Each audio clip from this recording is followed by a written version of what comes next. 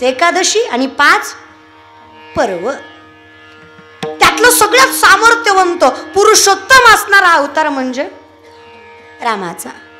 आम्ही पुरुष असतो साधे, तुम्ही पुरुष आहात, तो पुरुषोत्तम आहे.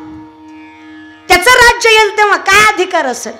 तो कवऱ्या सांगतात, देवा अरे तुझं राज्य आलं, आता आम्ही तर निर्भीड आहे, यात काय वाद आहे? अरे आमच्या चरणाऱ्या जनावरांनाही कळतं की रामाचं राज्य आलंय, आता चिंता करायची गरज नाही, आता मनसोक्त चोरू शकतोय. नीट लक्ष. पात्रता कशी सांगितली आहे?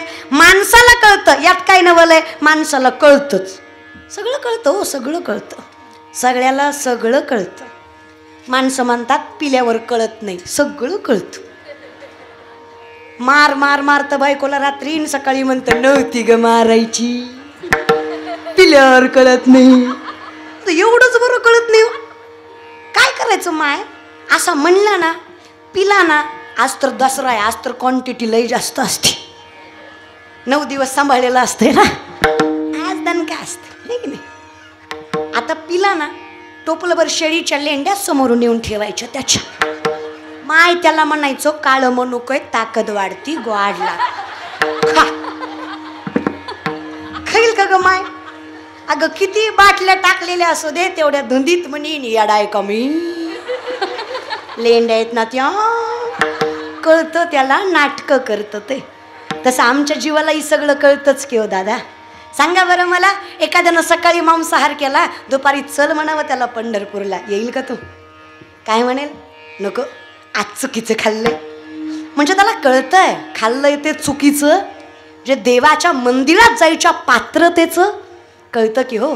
पण विवेकाते भुलवी संतोषाशी चाड लावी, बैसीची तरी हिंडवी दाही दिशा. माऊली सांगतात, विवेकी माणसाला अविवेकी बनवतं, संतोषाला चाड लावतं, बसल्या जागी फिरवतं ते मन आहे. आता कोठे धावे म्हण तुझे चरण. सांग बरं देवा, तुझ्या चरणाशी आलेलं राज्य, तुझ्या नामचिंतनात घडलेले आम्ही, जर तुझं राज्य आमच्या आयुष्यात आलं तर आम्ही सुधारलो, आम्हाला कळतं यात काय नवलंय. अरे रामाच्या राज्यात जनावराला सुद्धा कळतं हे रामाचं राज्य आहे. कळतंय? माणसांना कळतं यात काय नवलंय. अहो पण जनावरांनाही कळतं. रेड्यामुखी सुद्धा वेद बोलवावा, ते राज्य माझ्या रामाचं आहे, ते राज्य माझ्या ज्ञानोबांचं आहे. कारण विचार, एका लेकराची आई व्हायला 18 ते 19 वर्ष वय लागतं, बरोबर आहे की नाही? नाही बोलायचं. शेटफळ्यात फक्त आपलंच राज्य आहे, दुसरंच कोणाचंच नाही. आणि व्यासपीठावर किंवा तुमच्या गावी सारखं येते म्हणून नाही, पण दादा कौतुकाने सांगेल, जगभरात सामर्थ्यवंत गाव शेटफळे असेल की पार काठमांडू पासून नेपाळ पासून तुम्ही त्या आई भवानीची ज्योत तुमच्या शेटफळेपर्यंत आणली. आणि ही सामर्थ्य त्या तुमचं कष्ट तुम्हाला देत आहे. अहो ही सद्बुद्धी, साधा विचार सुद्धा किती मोठा आहे की प्रत्येक देवीच्या ठिकाणावरनं ज्योत आणायची, चिंता करायची. तुम्ही फक्त विचार केला, देवीनं ते घडवून आणलं. विचार तुमचा आहे हो, पण घडवून त्या आई भवानीनेच आणलं ना, त्या दुर्गा शक्तीनेच आणलं ना. कोण असतं हो आदिशक्ती? म्हणजे आपल्या शरीरामधली ऊर्जा म्हणजे आदिशक्ती आहे. त्या बेंबी जवळची 3.5 वेडे घेऊन बसलेली कुंडलिनी शक्ती म्हणजे आदिशक्ती आहे. माझ्यातलं सामर्थ्य म्हणजे आदिशक्ती आहे, सत्यता म्हणजे आदिशक्ती आहे, जागर म्हणजे आदिशक्ती आहे. जिथं मी जिवंत आहे ही ऊर्जा म्हणजे माझ्या आई भवानीच्या अस्तित्वाचा साक्षात्कार आहे. माझ्यात जर आई भवानी नसेल तर मी जगू शकणार नाही. ऊर्जा कळतीये का? अहम वैश्वानरो भूत्वा प्राणिनाम देहमाश्रित प्राणापान समायुक्त पच्चामंड्यम चतुर्विधम. चालवणं बोलवणं सोड अर्जुना, सूक्ष्मता लक्षात घे, अन्न पचवणारा सुद्धा मीच आहे. जठरामध्ये अग्नी म्हणून जी वास करते ना ती आई भवानी आहे. हे तरी मान्य आहे ना तुम्हाला की माणसाकडे एक ऊर्जा असल्याशिवाय, थोडक्यात आपल्याकडे अग्नी असल्याशिवाय, टेम्परेचर असल्याशिवाय आपलं अन्न पचन होत. आपलं जे डायजेस्ट होण्याची क्रिया आहे ती अग्नीमुळे होते, टेम्परेचरमुळे होते. ती ऊर्जा म्हणजे आदिशक्ती आहे. कसं नाकारू आपण तिला? सांगा ना मला. अधिकार केवढा आहे तिचा? आणि माय लय अधिकार आहे ग तिचा, तर सोडाच, आपला सुद्धा. पुरुषांना परमार्थ करावा लागतो तेव्हा देव भेटतो. बाईनं संसार जरी सामर्थ्याने केला तरी तिला देव भेटतो, एवढी ताकद तिच्या संसारात सुद्धा. लय ताकद ग. अगं तुकोबांना देव भेटले, त्यांना रामाचं राज्य कळलं, यात काय नवल आहे. माझ्या आवलीला सुद्धा देव साक्षात्काराने उभा टाकून वाट बघतो की ग. 2 बायका तुकोबाला, रखमा आणि जिजा. लय कान देऊन ऐकू नका. ते श्रीमंतही होते आणि पुरुषोत्तमही होते म्हणून 2 भेटल्या. आणि विनंती माझी, धर्मार्थ काम मोक्ष पुरुषार्थाची 4 लक्षणं. धर्म टिकवा, मोक्ष चरणाशी आहे, अर्थ मिळवा, काम चरणाशी आहे. पोरग जर सरकारी नोकरीवाला असला ना, किती बी काळा भंगरण किती बी ढोला असू द्या, बायकून नाजूकन गोरीच भेटती. पैसे आहे ना भाई. आणि पोरगा किती बी देखणं किती बी हँडसम असू द्या, पण पैसा कमवत नसू द्या, त्याला मागच फिरावं लागतं. भैमन भैमन भैमन. अर्थाची ताकद आहे ना. मी नाही म्हणतो अर्थ, पैसा लय ताकद देतो दादा. पैसे कमवून नम्र राहिलात तर लोक म्हणतात किती चांगलं व्यक्तिमत्व आहे. पैसे नसले आणि नम्र राहिलात की लोक म्हणतात काय करणार, गरीब आहे, झुकूनच खावं लागते. ही ताकद पैशात आहे. लक्ष्मी माणसाला बदलत नाही दादा. मायबाप लोक म्हणतात पैसा आला की माणूस बदलतो, पैसा आल्यावर माणूस बदलत नाही दादा. लक्ष्मी एवढी अधिकारी आहे, लक्ष्मी माणसाला बदलत नाही. लक्ष्मी माणसाचा खरा चेहरा जगासमोर आणल्याशिवाय राहत नाही. तो व्यक्ती तसाच असतो मूळतः, फक्त पैशामुळे गप्प असतो. पैसा आला की खरा चेहरा दाखवतो. माणसं बदलत नाही. लक्ष्मी अधिकारी आहेत. लय ताकद आहे माय आपल्यात. लय लय गोड आहे ग माय. तुम्ही षटफळ्याच्या बाया, तुम्ही तर लय गोड आहे काय. आई शपथ लय गोड आहे तुम्ही. तुमचं तोंड सोडलं ना लय गोड आहे का तुम्ही. लय खुश होऊ नका, तुम्ही बी गुणाचे नाही. काय लागतं बायकोला दादा. पण मला षटफळ्याचं गाव लय आवडतं. ते जेलमध्ये, आम्ही आतमध्ये. हा ना, त्याशी खरी लाडकी बहीण योजना ही तर लागू झाली महाराज. आणि सरकारनं नंतर केली. आमच्या षटफळ्यानं कित्येक वर्ष झालं चालू आहे. हा, एवढ्या नती, एवढं सोनं, 2-3 तर आम्हालाच लागलंय. होय, ताकद आहे रे, खूप ताकद आहे माय तुमच्यात. खूप. विनोदाचा भाग सोडा, पण खूप ताकद आहे. इतकी ताकद आहे ना माय तुमच्यात. ती तुकोबांची बायको आवली. 2 तुकोबांना बायका, रखमा आणि जिजा. जिजाला आवली म्हणतो आपण. त्यांनी काही हौसनं केल्या नाही. पहिलीला बाळ होत नव्हतं म्हणून आईबापाच्या हट्टाखातर दुसरी करावी लागली. पण माय देवाचं गणित इतकं बेकार, दुसरी करून पहिलीला तिच्या आधी लेकरू झालं. देव बी लय खतरनाक दादा. देवही परीक्षा बघतो ग माय. संयम ठेवायचं असतं. काय सांगायचं तुम्हाला. देवही लय परीक्षा बघतो महाराज. माय म्हणून कधी म्हणायचं नाही देवानं माझं वाटोळं केलं. कधीच नाही. देव कधीच कोपत नाही माय. महिषासुराचं मर्दन करावं, महिषासुराच्या मर्दनाला त्रिशूल फेकावा, आई भवानीनं त्रिशूल सोडावा, हृदयात येऊन महिषासुराच्या लागावा, महिषासुराच्या मुखातनं अलगद आई निघावं. आई म्हटल्यावर जगज्जननी तुळजा भवानी, शेवटी माईचं हृदय तिचं. घेतला असेल दुर्गेचा अवतार राक्षसाचा वध करण्यासाठी, पण आई पण कुठं लपतं का महाराज. राक्षसाचं आई ऐकून सुद्धा आई तुळजा भवानीनं म्हणावं लेकरा माय म्हणलास काय मागायचं ते माग. अरे मरण तर टाळू शकत नाही, तो कर्माचा भाग आहे तुझ्या, पण त्याच्या पलीकडे द्यायचं असेल तर वरदान देईल मी. महिषासुरानं मागितलं आई द्यायचंच असेल तर एवढंच दे. त्रैलोक्यात जेव्हा जेव्हा तुझं नाव घेतलं जाईल त्याच्या अगोदर माझं नाव लावण्याचा सन्मान दे, बाकी काहीच नको ग भवानी. काय म्हणतो आपण तिला. महिषासुर मर्दिनी सुरवर ईश्वर भरते तारक संजीवनी, त्रिभुवनी भुवनी पाहता तुझं ऐसे नाही, चारीश मले परंतु न बोलवे काही, साही विवाद पडता पडलो प्रवाही, ते तू भक्ता लागे पावसी लवलाही. लवकर पावतेस की ग, शेवटी आई आहेस की ग. पुंडलिकानं मायबापाच्या कमरेत लात घातली. मायबाप दारात पडले. वाईट वाटलं बापाला. शेवटी विचारलं बायकोला का ग रक्ताचं दूध करून पाजलंस याला. प्रत्येक मंदिराची पायरी याच्यासाठी जिजवलीस. स्वतःच्या सुखाचा त्याग करून याच्या सुखाची अपेक्षा जगाच्या मालकाकडे केलीस. व्रत वैकल्य सुद्धा याच्याच सामर्थ्यासाठी केलीस. एवढं करूनही त्यानं कधी त्या गोष्टीचा स्वाभिमान आणि त्या गोष्टीचा सन्मान ठेवला नाही. बायको आली तर तिच्या प्रेमापोटी स्वतःच्या मायबापाच्या कमरेत लात घातली. काय वाटतं संस्कार कमी पडले की प्रारब्ध. माईनं विचारलं खरंय तुमचं हो. ना संस्कार कमी पडले ना प्रारब्ध, मी आजही त्याची आईच आहे, हा तो नाकारू शकत नाही. चुकत असेल त्याचं काही, पण शेवटी माझंच पोरग ते.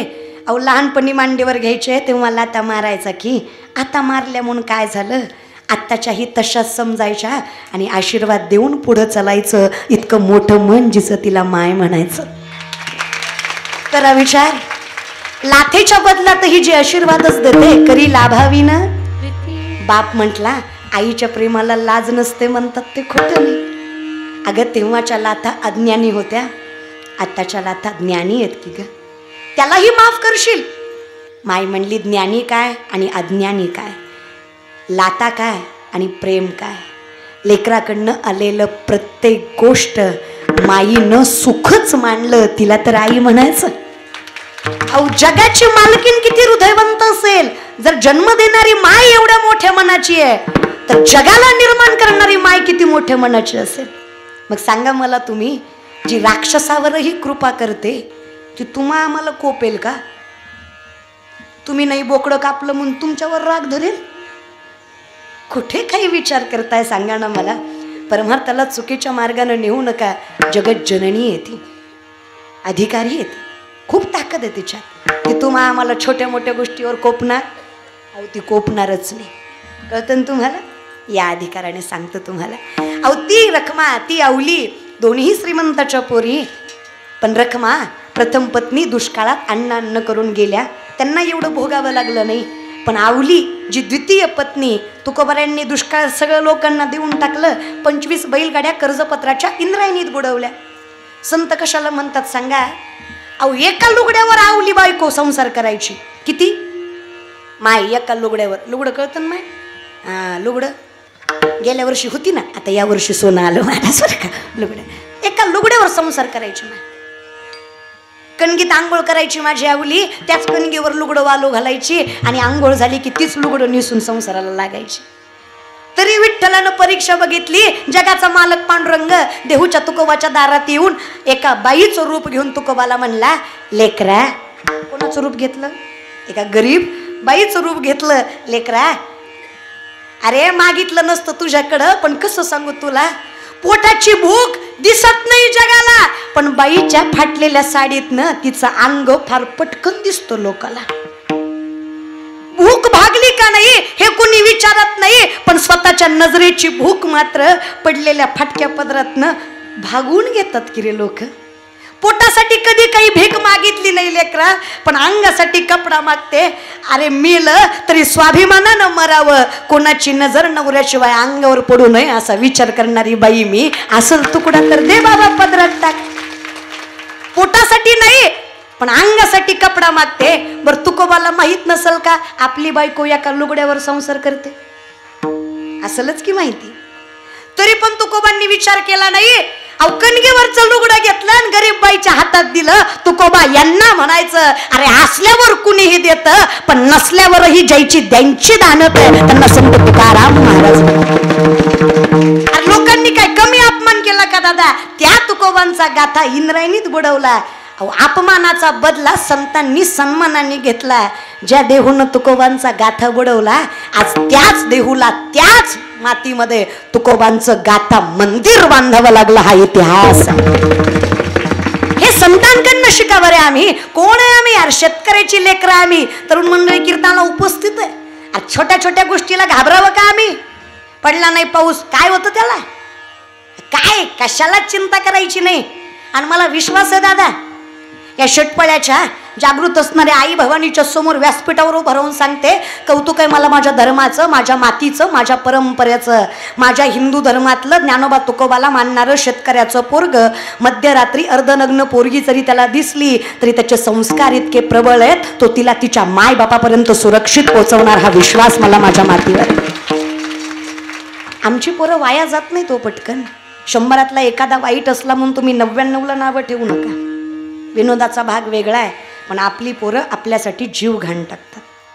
सांगा ना मला, आर्मीत भरती होणारी शेतकऱ्याची असतात का जागीरदाराची असतात? शेतकऱ्याचेच असतात किंवा MPC UPSC करून मोठे अधिकारी होणारे शेतकऱ्याचीच असतात. छोटा मोठा व्यवसाय टाकून का होईना पण आईबापाला सुखात ठेवायचं स्वप्न बघणारी शेतकऱ्याचीच असतात.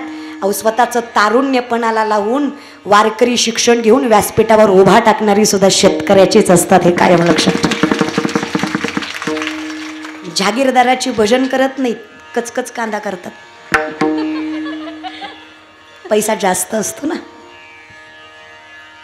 अवघड होतं. अख्खं आयुष्य तुझ्यासाठी गेले, तुझ्यासाठीच गेले, नालायका जेवढे गेले तेवढे. मला कळत नाही, मला ज्याला बाईचा आदर करता आला नाही त्यानं काय नवरात्र करावी हो दादा. मी त्याला पुरुषच मानत नाही ज्याला बाईचा सन्मान करता आला नाही. महाराज, जो बाईचा सन्मान करतो तो खरा पुरुषार्थ, तो सगळ्यात उत्तम पुरुष मानला जातो. किती उदाहरण द्यावी सांगा ना मला. अहो शाहिस्तखानाच्या लाल महालात चालल्यात, शाहिस्तखानाच्या बहिणीची पोरगी कुठेतरी लपली, शाहिस्तखानाची बायको पळत पळत आली, जहापना मुझे लगता है शिवा के माउलों ने बदली की आग में लड़की उठाली. शाहिस्तखान शत्रु है पण बायकोला सांगतो, बेगम जबान को लगाम दे, शिवा के मावले है वो, ऐसी उनकी औलाद नहीं कि अपने स्वार्थ के कारण बेटी की तरफ गंदी नजर से देखे, वो शिवा है. कौतुक बायकोला वाटलं. क्या लगता है आपको जहापना?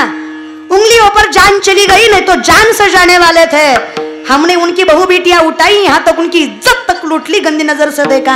जहापना शिवा बदला नहीं लेगा, बेशक वो शिवा बदला जरूर लेगा.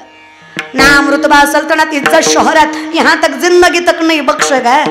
बेगम जबान देता हूँ वो बदला लेगा, लेकिन बेटी उनकी हो या अपनी, हर औरत जात को देवी की तरह पूजने वाला बंदा है, औरत जात की इज्जत करता है. शत्रूलाही विश्वास वाटावं चारित्र्याच्या राजाचं, त्याचे वारसदार आमची पोरं. आमच्या नजरेत तीच प्रखरता, तेच सामर्थ्य, तेच पावित्र्य पाहिजे.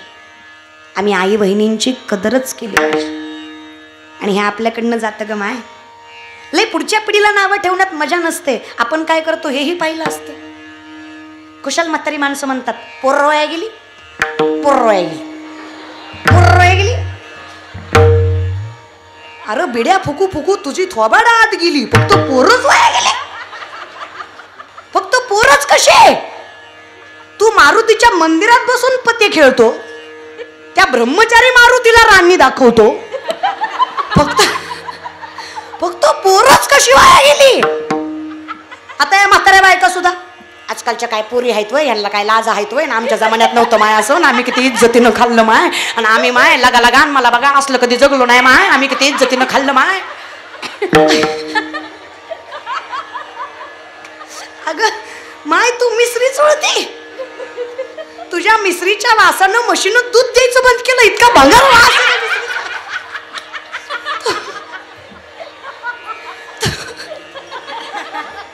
तू नातीला काय सांगती? एक तर मान्य आहे तुम्हाला, अगं लेकराला पुस्तक वाच वाच म्हटल्यावर लेकरू पुस्तक वाचत नसतं. माय लेक म्हणून सांगते, तुम्ही ज्ञानेश्वरी घेऊन बसा, लेकरू शेजारी बसल्याशिवाय राहत नसतं. हे संस्कार असतात. ज्ञानेश्वरी कळावी एवढी लायकी नाही आहे आपली, पात्रता नाही आहे आपली. आपल्याला ज्ञानेश्वरी कळावी एवढी पात्रता नाही आहे आपली. आपल्याला ज्ञानेश्वरी नाही कळली तरी चालेल, ज्ञानेश्वरीला आपण कळलो ना, आपल्या जीवनाचं कल्याण झाल्याशिवाय राहत. फक्त ज्ञानवान न कळू दे, हे माझं लेकरू आहे, माऊली त्याला मोठं करतातच. पुन्हा या विषयावर, एका लेकराची आई व्हायला 18-19 वर्ष वय लागतं पोरीचं. वयाच्या 16व्या वर्षी अख्ख्या विश्वाचे माऊली झाले, त्यांना ज्ञानोबराय म्हणायचं. ही ताकद माझ्या ज्ञानोबराय म्हणते. विश्व माऊली कैवल्य साम्राज्य चक्रवर्ती महावैष्णव ज्ञानोबराय.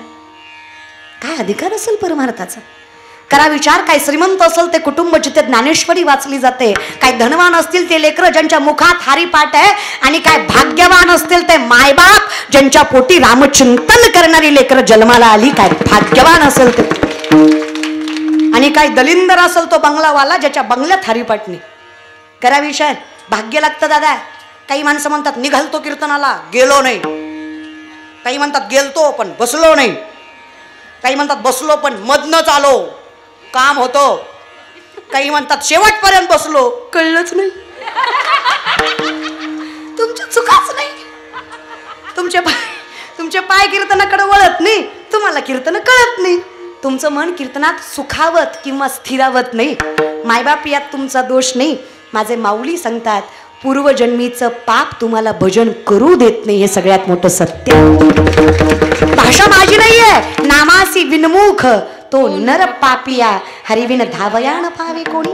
तुका म्हणे नाड पाप ठाके हिता आड. मग तुकोबांनी संसार सांभाळावा, तुकोबांनी जगाचा संसार सांभाळावा आणि तुकोबांनी सोडलेला संसार ज्या आवलीनं सांभाळावा तिचा अधिकार काय असेल. लग्न नामदेवरायाचं, नवरी राजाई, वरमाय गोनाई, वरबाप दामू शेठ. लग्न लावायला ब्राह्मण पांडुरंग. तो संसार परमार्थापेक्षा गोड असेल जगाच्या मालकाचा वरद हस्त ज्या संसारावर असेल. काय गरीबाची होती का ती आवली. पुण्याचं सासर गुळवे सावकाराची पोरगी 3600 एकर ऊस होता आवलीच्या बापाचा. षटपाळ्यात नव्हता, पुण्यात होता. किती श्रीमंत असेल. 1425 माणसं वन टाइम हाताखाली असायची तिच्या बापाच्या. पण नवऱ्याच्या घरी मिठासोबत भाकरी खायची. काय मन मोठं असं त्या माय माऊलीचं. तुकोबांना भाकरी दिल्याशिवाय कधी षटपाळ्याच्या माय माऊल्या भाकरी खाल्ली नाही तिनं. आमची म्हणीत असं थांब माझा लकी ड्रॉ लागू दे, पुन्हा बघते घरी आल्यावर. भाग्यवान आहे ग माय तुम्ही. तुम्ही कीर्तनाला यावं या अट्टहासा खातर जर तुमचं गाव तुमच्यासाठी हे सगळं सामर्थ्यानं उभा करतंय तर अधिकार लक्षात ठेवा. माझ्या श्री संत एकनाथ महाराजांनी कीर्तनाला समाज यावा म्हणून धनधान्य वाटलं. ही ताकद त्या नाथ बाबांमध्ये होती आणि त्यांच्या विचारावर जगणारी तुम्ही शेटफळेकर मंडळी आहे की समाज कीर्तनाला बोला. हा स्वार्थ वगैरे नाहीये, कारण आहे ना कुठलं तरी कारण देवाचं नाव घ्यायला मिळतंय. अजून काय कुठलं तरी कारण देवाच्या मंडपात आणतंय. किती भाग्य. लय नाव होणार आहे तुमचं, काळजी करू नका. थोडंफार मी करते, काळजी करू नका. कौतुक वाटतं मला या विषयाकडे. अहो ती आवली दादा कधीच तुकोबांना भाकरी दिल्याशिवाय भाकरी खाल्ली नाही. एके दिवशी असंच तुकोबांना भाकरी द्यायला चालली, पायात काटा मोडला तिच्या. बसलेल्या शेतकऱ्याच्या माय माऊल्या असतील. शेतकरी ना माय तुम्ही असं गर्वानं सांगत जा. हे बाकीचे कसे सांगतात मी अध्यक्ष, मी उपाध्यक्ष, मी सचिव, मी चेअरमॅन, मी सरचिटणीस, मी सरपंच, मी माजी सरपंच. अरे झालं ना बाबा. काही काही माणसं फोन करून म्हणतात हा रामकृष्ण हरिताई मी माजी सरपंच बोलतोय. मी काय करू. तू बोलतोय ते मान्य आहे, पण तू तुझं पद सांगून मला काय सिद्ध करण्याचा प्रयत्न करतो कळत नाही मला कधी कधी. असं आहे तसं आपण पण कौतुकानं सांगायचं माय. आपण लय भाग्यवान आहे. विठ्ठलानं सगळ्यात मोठी श्रीमंती दिली आपल्याला. आपल्याला शेतकरी बाप भेटला हे आयुष्यातलं सगळ्यात मोठं वैभव आहे आपलं. का माहित आहे. अरे आपला बाप एवढा मोठ्या मनाचा आहे माय. जेवढा जीव त्याचा आपल्यावर आहे तेवढा जीव त्याचा गोठ्यातल्या बैलावर सुद्धा. ते आपल्यात आणि बैलात सुद्धा फरक करत. एवढं ज्याचं मन मोठं आहे तो आपला बाप आहे. करा विचार विठ्ठल कसं राखणार नाही आपलं. समदृष्टी घेता समान श्री हरी शमदमावरी हरी झाला अधिकार आहे आपल्या बापाचा. अहो शेतकऱ्याच्या बायकोनं तेल तिखट मीठ पाणी टाकून भाजी करू द्या काय लागती दादा.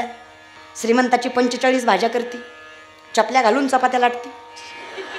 सगळ्या मिळून खाल्ल्या तरी चव लागना. वर्ण म्हणती फुलका घ्या फुलका. अगं कुठं ठेवती फुलका. पोट तर भरलं पाहिजे. अहो एवढा बाप माझ्या मोठ्या मनाचा आहे. माणसाला खाऊ घालतो यात काय नवलंय. शेतकऱ्याच्या दारात आलेलं कुत्र सुद्धा उपाशी जात नाही. हे वैभव शेतकऱ्याच्या घराचं असतं. काय मन मोठं दादा या विषयाकडे. मग ती आवली पायात काटा मोडला तिच्या. शेतकरी माय तुम्ही. शेतकऱ्याच्या पायात काटा मोडणं काही नवल आहे का ग. शेतकऱ्याच्या पायात काटा मोडला. शेतकरी काटा बघायला काही पाण्यानं पाय स्वच्छ करतो का. शेतकरी काटा कसा बघतो. लाजू नका सगळे थुकाच लावतात. इथं काही हायजीन मेंटेन करायचं नसतं, थुकाच लावायचं असतं. बरं खरं सांगा माय एका थुक्यात काटा दिसतो. असा एकदाच घेतला आणि एकदाच लावला की लगेच दिसतो. 2-4 वेळा तरी लावायला लागतो. आता काटा मोडलाय जिजाऊला आवलीला. त्यांचं खरं नाव काय जिजाऊ. जिजाई म्हणायचे, जिजाऊ म्हणायचे. टोपण नाव आवली होत. काटा त्या माय माऊलीला मोडलाय. त्रास विश्वाच्या मालकाला झालाय. त्रैलोक्याचा नाथ जगाचा बाप जगजनार्दन. अहो त्या विठ्ठलाला भेटावं म्हणून महायोगी तपस्वी ऋषी मुनी झाडाला उलट टांगून तपश्चर्या करतात.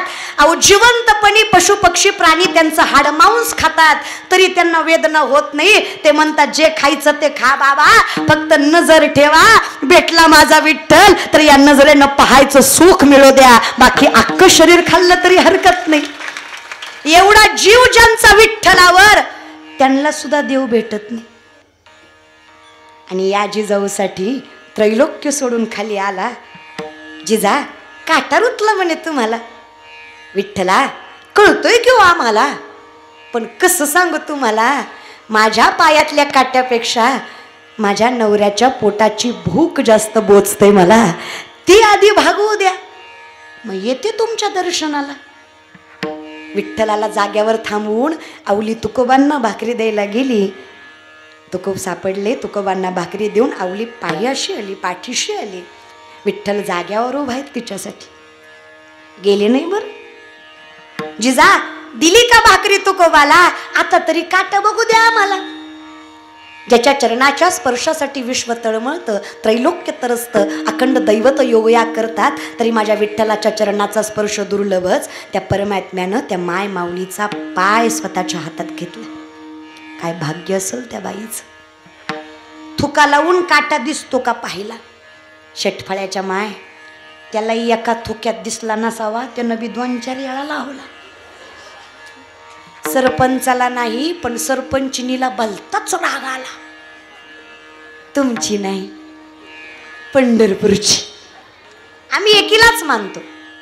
मृत्यूलोकी एक नगर, त्याचे नाव पंढरपूर. तेथील मोकाशी उभासे विठेवर. तुम्ही संत माय बाप तेव्हा उपकार करा. त्या भजनेच्या बली दाखवातीनाचा सोयरा. तुम्ही संत माय बाप एवढा उपकार करा. त्या भजनेवरी दाखवाचा सोयरा. एकमेव आमचं गाव.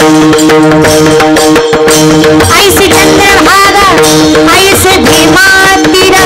ऐसी चंद्रभागा, ऐसे भीमा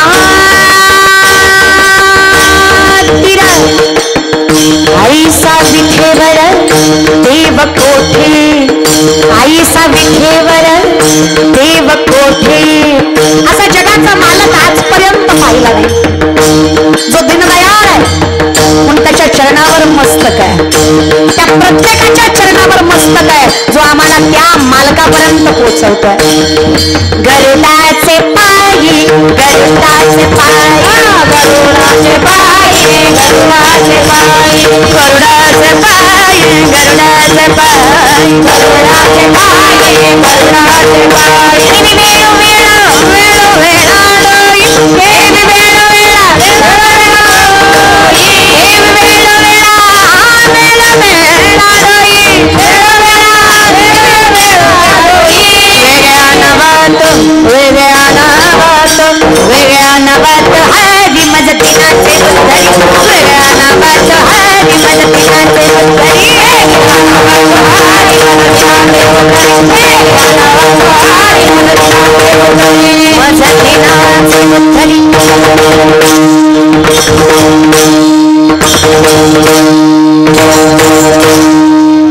वेगळ्या नवात हरी मज दिनाचे उद्धरी.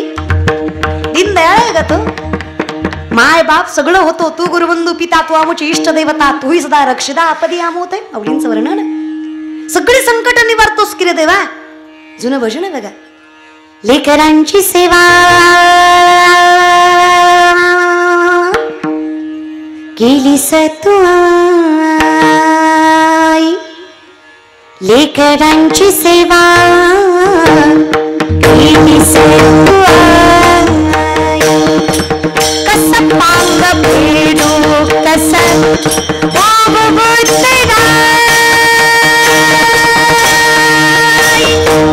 तुझ्या उपकारा जगी तोडना. कोमळीन जीव माझा सावणे मिठाई विठ्ठला. माय बाप त्याचा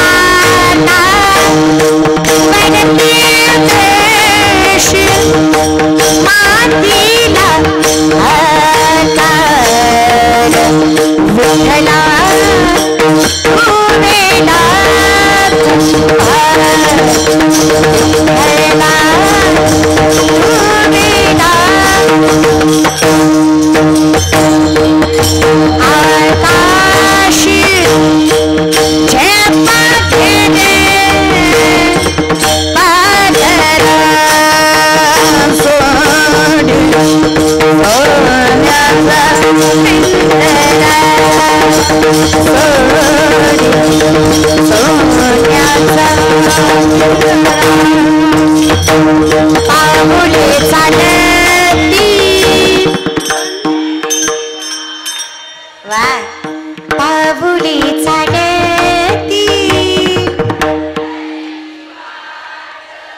राहिलेल्या दोन चार येत असेल म्हणायला तर म्हणायला लाजू नका आणि तेवढं पण येत नसल म्हणायला तर जरा लाजा कळलं तिलाच कळलं महाराज पाऊली चालती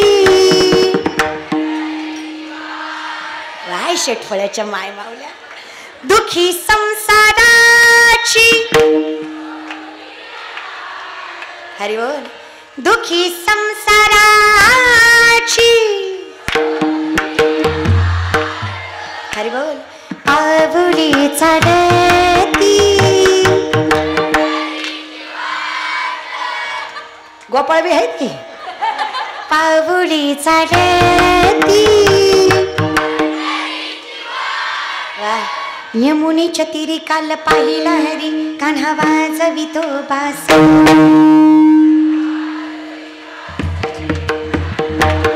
हरी बोल राधे चल माझ्या गावाला जाऊ राधे चल माझ्या गावाला जाऊ वा अगं गोकुळ माझं गाव अगं गोकुळ माझं गाव राधे चल माझ्या गावाला जाऊ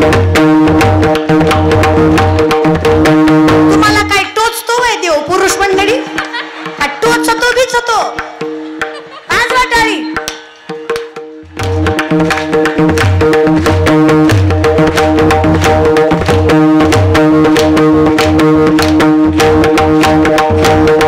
जगाच्या मालकिनीच्या कानापर्यंत आवाज गेला पाहिजे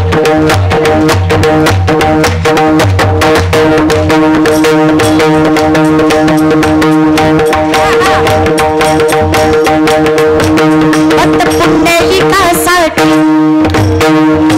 सगळे पुरुष मंडळी भक्त पुंडलिकासाठी मला नाही धनी पण म्हणते तुमच्यासाठी धनी मलाही दाखवाना मलाही दाखवाना हरी बोल चंद्रभागेच्या तीरी थांबला हरी तो पहा विठेवरी विठ्ठल विठ्ठल जय विठ्ठल विठ्ठल जय विठ्ठल विठ्ठल जय विठ्ठल विठ्ठल ता विठ्ठल विठ्ठल विठ्ठल विठ्ठल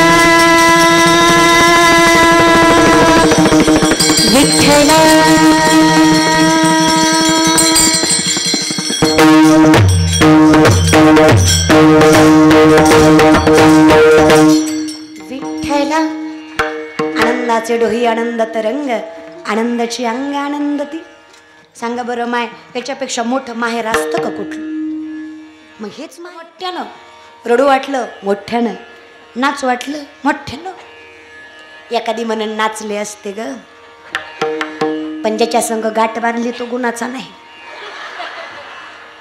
त्याला जर कळलं सप्त्यात नाचत होती घरी गेल्या गेल्या दसरा घेईल माझ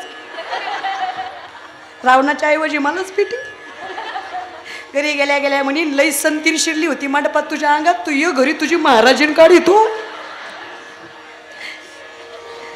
काय दृष्टिकोन आहे पण बघण्याचा जगाचा. जी वरातीत नाचते ती सुशिक्षित आहे, पण जी भजनात रमते ती असुशिक्षित आहे. ज्या बाईनं संस्कृती सांभाळून संसार केला ती लोअर क्लास आहे. जी कपड्याचा आकार छोटा करून चपल्या घालून चपात्या लाटती ती हाय क्लास आहे. सोसायटी कशी मेंटेन केली ना बघा ना. देवाला मानणारा मूर्ख आहे, न मानणारा शहाणा आहे. जाऊ दे, तो भागच आहे जगाचा.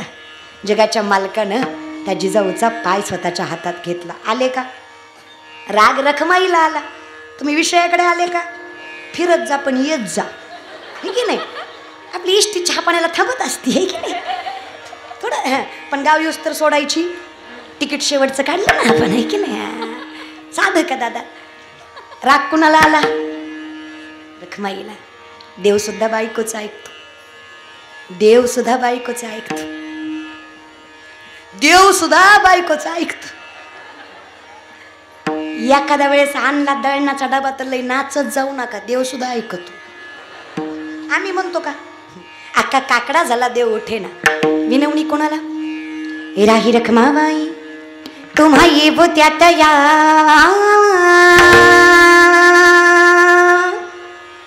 राही रखमाबाई तुम्हा ये वो त्यात या तया, सेजे हलवूनी जागे करा देवराया, सेजे हलवूनी जागे करा देवराया, सेजे हलवूनी जागे करा देवराया, सेजे हलवूनी जागे करा देवराया, सेजे हलवूनी जागे करा देवराया. राही रखमाबाई राही रखमाबाई तुम्हा ये वो त्यात या,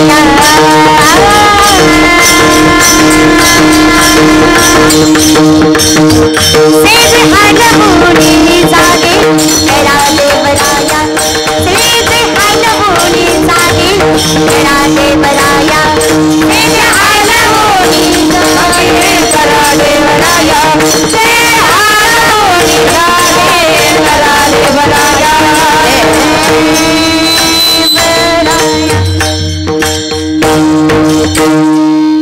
सेजे हलवूनी जागे करा देवराया, पाय लक्ष्मीचे हाती तिसे यावे का फुलकी, वेगळ्या नावात हरी मज दिनाचे उत्तरी. रखमाईलाच सांगावं लागतं, लय मोठ्या मनाची माझी रखमाई. 28 युगे झालं पाठीमागं उभं टाकले विठ्ठलाच्या, पण विचारलं नाही कधी विठ्ठलाला, देवा 28 युगे झालं पाठीशी उभा आहे, कधी नजर पाठीमागं करून सुद्धा पाहिलं नाहीस. अरे अख्ख्या जगाचं दुःख कळतं तुला, कधी बायकोचं मन समजून घ्यायचा प्रयत्न सुद्धा केला नाहीस.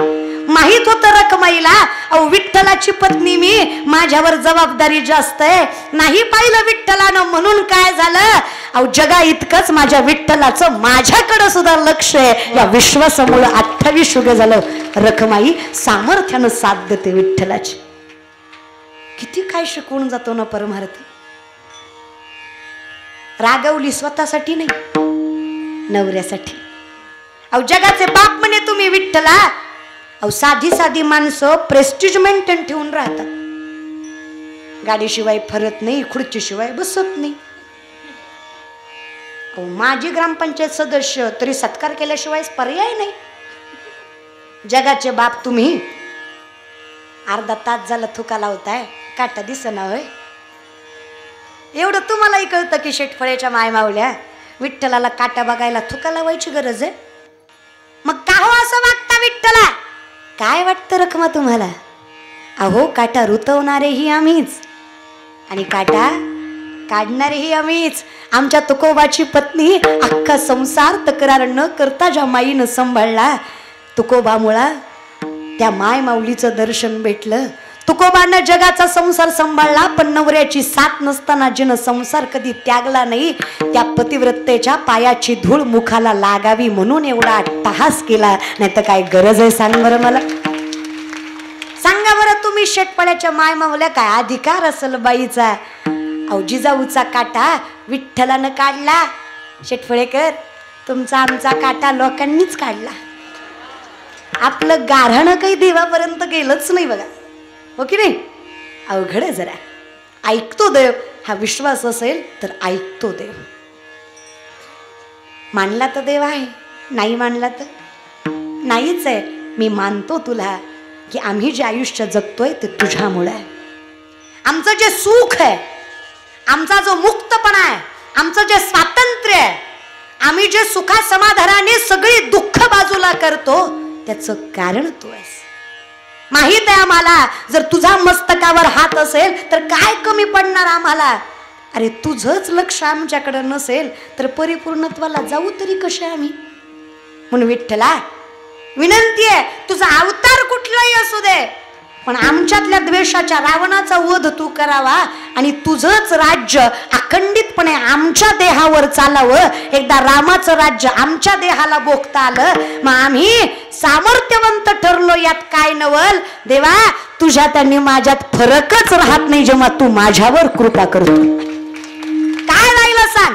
तो कवाऱ्या म्हणते तूच सांग देवा, राहिलं तरी काय अभंगाचं प्रधान. झाले राम राज्य काय पुणे आमासे, झाले राम राज्य काय पुणे आमासे, झाले राम राज्य काय पुणे आमासे, झाले राम राज्य काय पुणे आमासे. जगाया पुणे आमासे, झाले राम राज्य काय पुणे आमासे, झाले राम राज्य काय पुणे आमासे, झाले राम राज्य काय पुणे आमासे, झाले राम राज्य काय पुणे आमासे, झाले राम राज्य काय पुणे आमासे, झाले राम राज्य काय पुणे आमासे, झाले राम राज्य काय पुणे आमासे,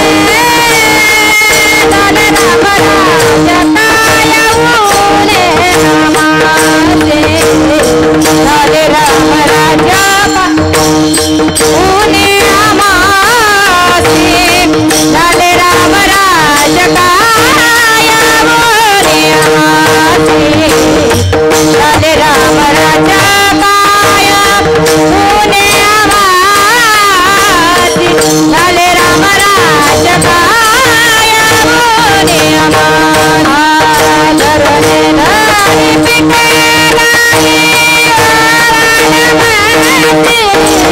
धरणे धरी पिके गाई, धरणे धरी पिके गाई बोलण्यामशी, धरणे धरी पिके गाई बोलण्यामशी, राम वेळोवेळाने गाऊ, राम वेळोवेळाने गाऊ, राम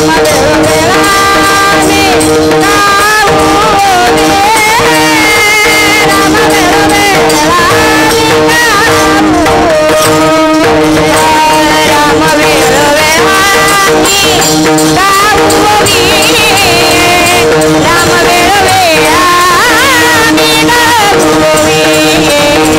राम वेळोवेळाने गाऊ, राम वेळोवेळाने गाऊ, राम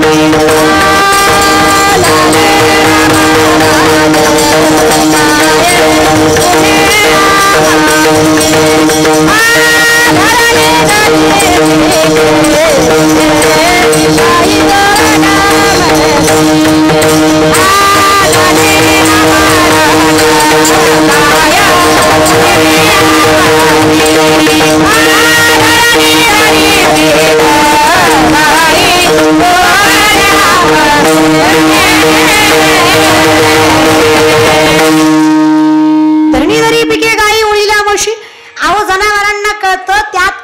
झालं. काय सांगावं देवा, या धरणी मातेला सुद्धा कळतं प्रभू रामचंद्राचा अवतार आहे, देवाच्या समस्त सामर्थ्याने मस्तकावर हात. मला बहरायला हरकत नाहीये बरं का.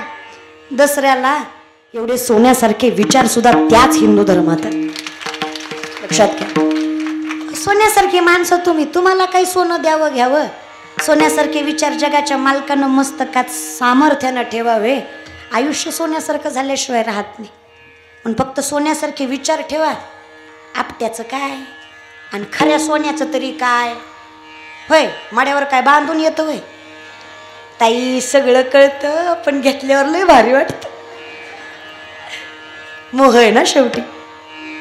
देवा तुझ्याशिवाय दुसरं काही आवडू नये, तुझं पाहता सामोरी दृष्टीनं फिरे माघारी. सोन्याचाही तूच दिसावा, चांदीचाही तूच दिसावा, अधिकारीही तूच दिसावा, देखणं सुद्धा तूच दिसावा. खरंय, पण आम्हाला कधी रामकृष्ण कळलेच नाही. अहो रामाविषयी तरी आमची मतं चांगली आहेत. माणसं म्हणतात कृष्णाला 16,108 होत्या, आम्ही 2-4 केल्या म्हणून काय बिघडतंय. काय वाटतं तुम्हाला? ज्या देवाला आपण मानतो तो देव सन्मान करत नसेल आईचा बाईचा? 16,100 पोरी कंसाच्या कारावासात क्षणी भगवंताकडे याचना केली, देवा पोरी येता मी. 7व्या अवतारामध्ये राम अवतारामध्ये पत्नी होती तुमची सीता. अहो देवी होती, अहो सामर्थ्यवंत होती, तरी समाजाच्या अपेक्षेपायी अग्नी परीक्षा द्यायला लागली. साध्या पोरी आम्ही परपुरुषाच्या छायेत राहून आलो. काय वाटतं तुम्हाला? लोक चांगलं म्हणतील आम्हाला? आमच्या पवित्रतेची पावती जगाला द्यायची तरी कशी? अहो किती ओरडलं तरी लोक म्हणणारच, राहून आली दुसऱ्याकडं, कुठं चांगली असं. असं अपवित्रतेनं जगण्यापेक्षा देवा मेलेलं बरं. अरे संस्कृती आमच्या मातीची अशी, बाईनं जगलं तर पावित्र्यानं जगावं, नाहीतर स्वाभिमानाचं मरण त्याच्यापेक्षा चांगलं. अशा बाया आम्ही. असं जगण्यापेक्षा मरतो की रे देवा. देव म्हटला, अगं मला माहित आहे तुम्ही पवित्र आहे, जगाला कुठं सांगता. विचारलं ना तुम्हाला कोणी कोण तुम्ही, तर ओरडून सांगा जगाला, त्या भगवान श्रीकृष्णाच्या अर्धांगिनी आहे. प्रत्येक मुलीला सन्मानानं जगता यावं म्हणून कृष्णानं स्वतःचं नाव लावण्याचा अधिकार दिला. कौतुक वाटतं मला माझ्या देवाचं, माझ्या धर्माचं. त्यातल्या एकाही मुलीला माझ्या कृष्णानं साधा स्पर्श सुद्धा केला नाही. तो कृष्ण आहे माझा, हेही ऐकत जा. भोग भोगोनी ब्रह्मचारी, नवल केवडे केवडे नकळे, कानो वाचे कोडे. देव आहे तो. आमची पोरं म्हणतात राधा आणि कृष्णाचं लग्न झालं नव्हतं, त्यांचं प्रेम चांगलं, मग आपल्याला काय होतंय? ये तू इकडं सांगते तुला, ये. हा तू होता का तिथं? लग्न नव्हतं झालं बघाय. काय वाटतं तुम्हाला? विष्णूने दैत्याकडनं अमृत घ्यायचं, छलकपटाने दैत्यांनी अमृत घेतलं होतं मंथनामध्ये. ते विष्णूनं पुन्हा माघारी देवांकडे यावं म्हणून मोहिनीचं रूप घेतलं, बरोबर? माय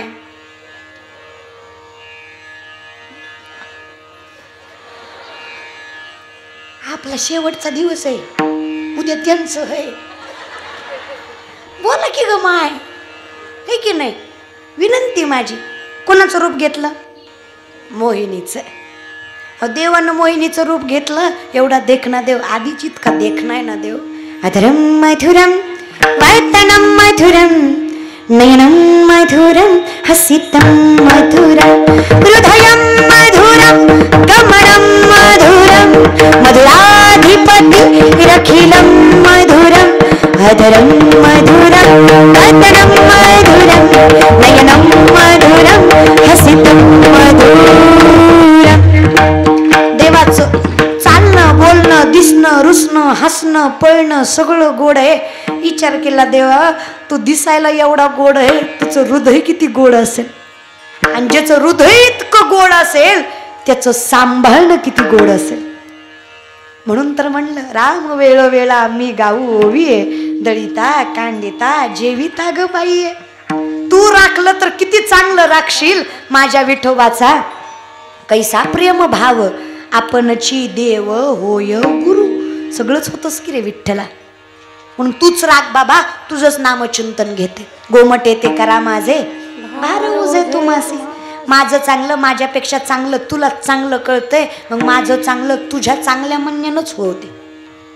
कधी कधी मला सुद्धा माझं कळत वाईट मार्गाने जातो आम्ही, मन आमचं ऐकत नाही. देवा तूच कर जे पाहिजे ते. मग काय मोहिनीचं रूप घेतलं विष्णूनं. प्रत्येक देवाला वाटलं काय देखणी स्त्री आहे. अहो दैत्य बोलले यात काय नवलंय. देवाला सुद्धा भुरळ पडली, एवढं देखणं देवाचं रूप होतं. प्रत्येक देवाला वाटलं काय देखणी स्त्री आहे. फक्त सूर्य देवांना वाटलं एवढी देखणी, गोंडस, सालस, एवढी सुंदर, जर माझ्या पोटी मुलगी जन्माला आली तर काय भाग्यवान बाप असेल. काय पुरुषाचं मन पवित्र म्हणावं, एखाद्या स्त्रीकडे बघून मुलीची अपेक्षा व्हावी, याला खरा पुरुषार्थ म्हणावा. कौतुक देवाला सुद्धा वाटलं. अहो एखाद्या स्त्रीकडे बघून पोरीची अपेक्षा करता तुम्ही, मी तुमच्या पोटी आलो तर भाग्य माझं सुद्धा असेल, तुमची इच्छा पूर्ण करतो. 8व्या अवतारामध्ये जेव्हा कृष्ण म्हणून जन्माला येईल तेव्हा राधा म्हणून तुमच्या पोटी जन्माला येईल. ती राधा एवढी देखणी असेल, अख्खं विश्व ज्याच्या प्रेमात आहे तो विश्वाचा मालक तिच्या प्रेमात असेल, तिला राधा म्हणायचं. सांगा बरं तुम्ही मला, राधा आणि कृष्ण वेगळे का? आम्हात या परस्परे एका नामाचीच अंतर आहे. नाम स्वरूपी फरक आहे, फक्त नावाचं अंतर आहे, बाकी काही सुद्धा. तरी आम्ही किती चुकीचं म्हणतो ना दादा. आम्हाला देव कळला पाहिजे. अवघड आहे दादा, विनंती आहे आम्हाला. ज्या दिवशी तुझं सामर्थ्य कळेल देवा, त्या दिवशी तुझं नामचिंतन घेतल्याशिवाय आम्हाला राहवणार. जेव्हा कळेल ना तुझा अधिकार काय आहे, तुकोबांना कळला काय अधिकार आहे त्या मालकाचा. अहो अपवित्र ठिकाणी सुद्धा देवाचं नाव घेतलं. अहो बंबाजी बुवा म्हटले एवढे चांगले महाराज तुम्ही, असं पांदीवर गेल्यावर कुठं देवाचं नाव घेतात का? समजून घेत जा जरा महाराज. चुकीच्या गोष्टी करताय तुम्ही, अपवित्र ठिकाणी आहात. देवाचं पवित्र नाव घ्यावं का? तुकोबाराय म्हणले काय सांगू बुवा, मलाही वाटतं नाही म्हणावं विठ्ठल, पण तोंड माझं ऐकत नाही. छंद या नामाचा घेतला से, छंद या नामाचा घेतला से, छंद या नामाचा घेतला से,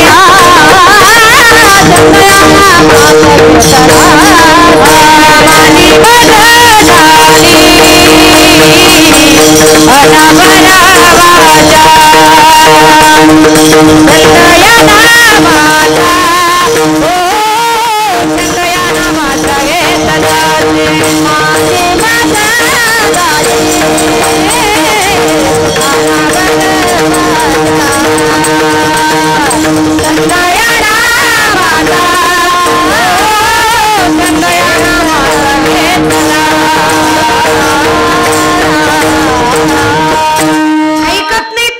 से, माझी मजा झाली अनादर वाचा, छंद या नामाचा घेतला असे.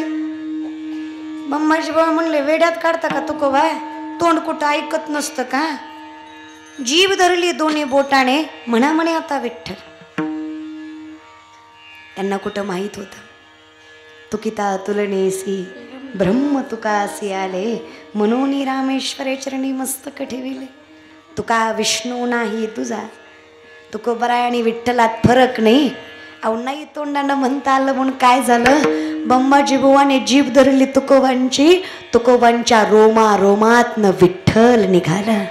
विठ्ठल विठ्ठल जय हरी विठ्ठल, विठ्ठल विठ्ठल जय हरी विठ्ठल, विठ्ठल विठ्ठल जय हरी विठ्ठल, दोन्ही बोटांनी धरलेली बंबाजी बुवानी जीभ आहे. तरी सुद्धा रोमा रोमातनं विठ्ठल नाव निघतंय. डबल वाटलं बंबाजी बुवाला, आपला महापुरुष त्याच्या रोमा रोमातनं पांडुरंगाचं नामचिंतन उद्भरत. जिकडून जिकडून विठ्ठल आला तिकडे तिकडे मारायला चालू केलं. प्रत्येक ठिकाणी मार दिलाय जिथून विठ्ठलाचं नाव निघालं. हात विठ्ठल बोलतायत, पाय विठ्ठल बोलतायत, पाठ विठ्ठल बोलतीये. सर्व आत्मा परमात्मा झालाय. मारून मारून माझी बुवाचं शरीर दमलं तरी तुकोबांचं नामचिंतन चालू आहे. विठ्ठल जय हरी विठ्ठल जय हरी विठ्ठल विठ्ठल विठ्ठल विठ्ठल विठ्ठल जय हरी विठ्ठल जय हरी विठ्ठल विठ्ठल विठ्ठल विठ्ठल विठ्ठल विठ्ठल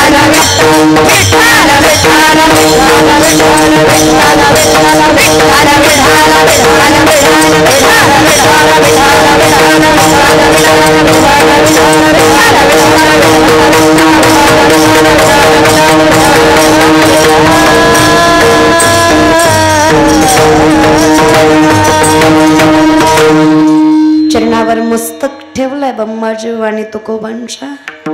एवढं कसं प्रेम विठ्ठलावर, मुखाच्या ऐवजी रोमारोमातनं नाम निघतं. तुकोबाराय म्हटले, ज्या दिवशी तुम्हाला खरा देव कळेल त्या दिवशी शास्त्र वेदांच्या पलीकडे तुमचा अधिकार असेल. तुकोबाराय तेच सांगतात, ज्या दिवशी मला रामाचं राज्य आहे हे कळेल, ज्या दिवशी मला कळेल की माझ्या आयुष्यात रामामुळे अस्तित्व आहे, त्या दिवशी मी थांबणार नाही. त्या दिवशी मी प्रत्येक ठिकाणी राम वेळोवेळा आम्ही गाऊ ओवी गणिता कांडिता जेविता गबाई गणिता कांडिता जेविता गबाई राम वेळोवेळा आम्ही गाऊ ओवी राम वेळोवेळा आम्ही गाऊ ओवी राम वेळोवेळा आम्ही गाऊ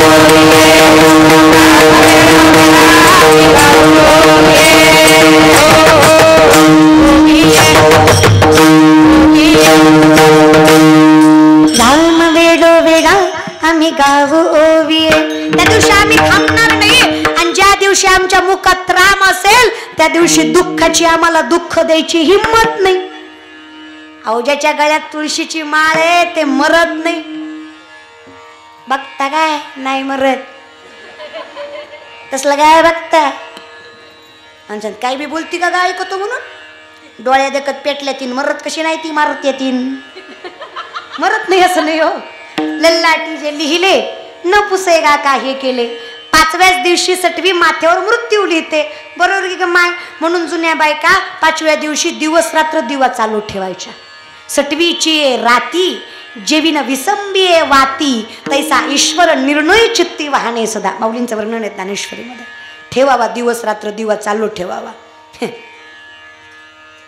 पहिलं लेकराचं तोंड सटवीनं लिहिल्याशिवाय दाखवित नव्हते.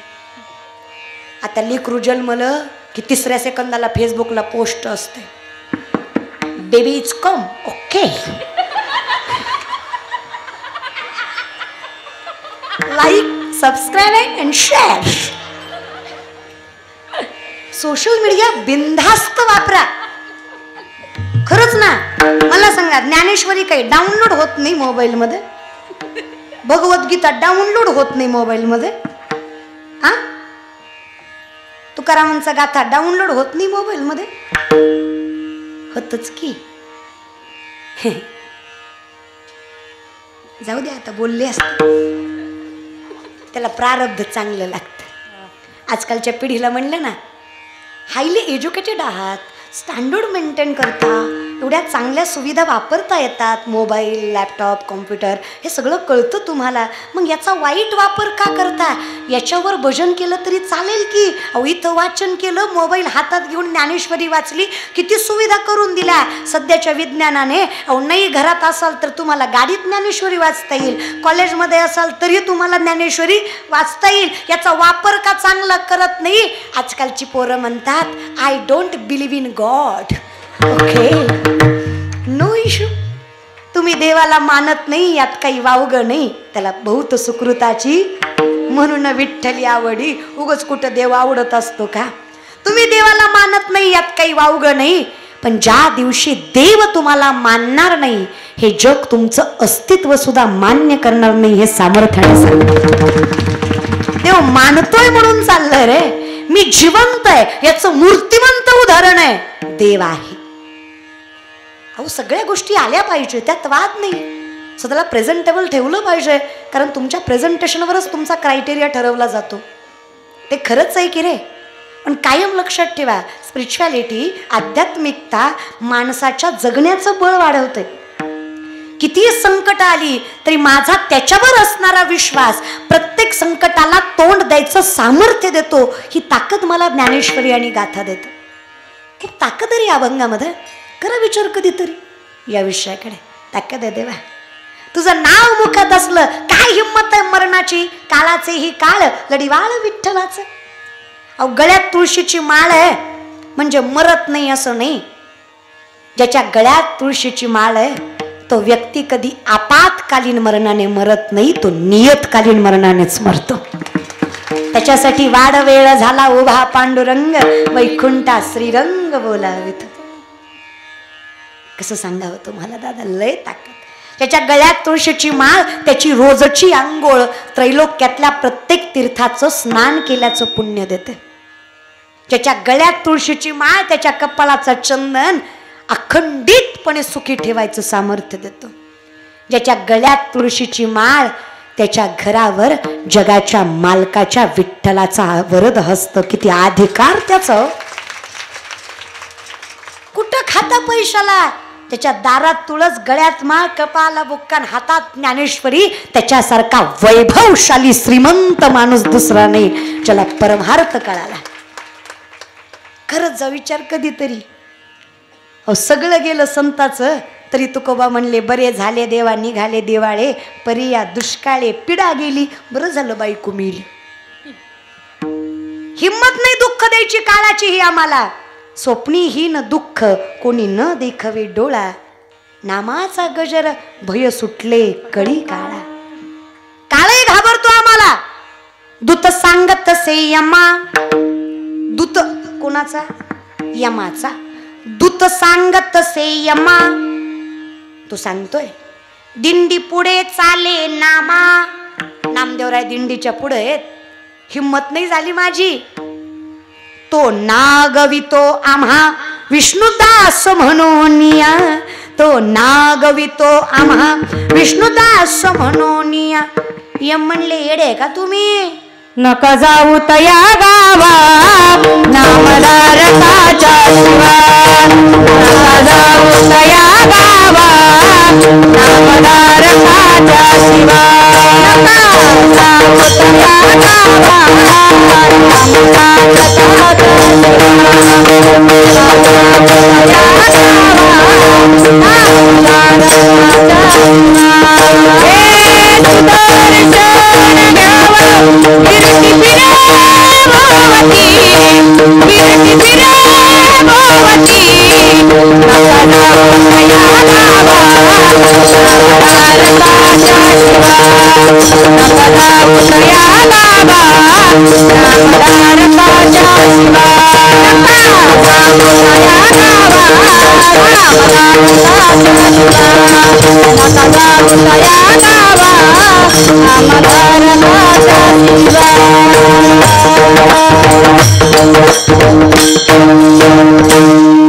येडे का तुम्ही? त्यांच्या गावाला तर सोडा, ईशीला सुद्धा जायचं नाही. नका जाऊ तया गावा, नामधारकाच्या शिवा. अरे सुदर्शन चक्राभोवती अख्खी पृथ्वी फिरते. ते सुदर्शन चक्र सांभाळणाऱ्या मालकाची लेकरं ती तुला घाबरतील होय रे? नाथ बाबा 3दा मेली. कितीदा? Not a joke. पैठण माहितीये? श्री संत नाथ बाबा, शांती ब्रह्म नाथ बाबा. नाथबाबांचा जन्म ही षष्टीचाच आणि अंतकालही षष्टीचाच. षष्टीचा सोहळा, पैठणचा सोहळा एकदाच होतो एकनाथ षष्ठीला. माऊलींचा 2दा, तुकोबांचा 2दा, पण पैठणचा एकदाच होतो. त्यांचा जन्मही षष्टीचा आणि अंतकालही षष्टीचा. नाथबाबा आयुष्य संपलं, गतप्राण झाले. नाथबाबांच्या पोरानं मडकं घेतलं आपल्याकडं. खांद्याला भाऊकी नसतं, सोयरे असतं. तुमच्याकडं कोण असतं? खांद्याला. खांद्याला खांदा कोण देतं मड्याला? किती बी चांगलं बोला, तुम्हाला तुमच्याच भाषेत बोलावं लागतं. मड्याला कोण खांदा देतं? भाऊकी. आमच्याकडं भाऊकी तुमच्याकडं. आमच्याकडं मेल्यावर जाळत्यात, तुमच्याकडं आपलं विचारलं महाराज, भाऊकी भाऊकी, खांद्याला भाऊकी असते. मग नाथबाबाची भाऊकीच होती खांद्याला, पर भाऊकी गुणाची असती का? नाही म्हणू नका, शेजारी बसली असतील. भाऊकी आता गुणाची असते का? तिला आपलं चांगलं खपत अवघडच असतं जरा. मग काय नाथबाबाची भाऊकी बी तसलीच, 4 भाऊकीचे 4 खांद्याला. मेलं तरी सोडलं नाही. नाथबाबा गत प्राण झालेत. अहो चलत चलत ही 4 बोलत होती. पहिला म्हणला लय भजन करीत होता, सगळं गंगेचं पाणी गाडवाला पाजलं, एवढंही डोकं ज्याला नाही. एवढं करून तरी काय झालं, शेवटी मेलच की. कुठं आमर झालं, माळ घातल्यावर मरत नाही म्हण, मेलं की. लय भजन करीत होतं. अख्ख्या पंचकृषीला धन वाटलं, स्वतःकडं काही ठेवलं नाही, अखंड आयुष्य भजनात घातलं, शेवटी आपल्याच खांद्यावर आलं. दुसरा म्हणला खरे लईच भारी असतं तर देवानं नेलं असतं, आणि शेवटी आपलाच खांदा द्यावा लागला, कुठं लई महत्व देवाचं असतं. तिसरा म्हणला अरे गप्पा, मी लय म्हणून तरी सोडा.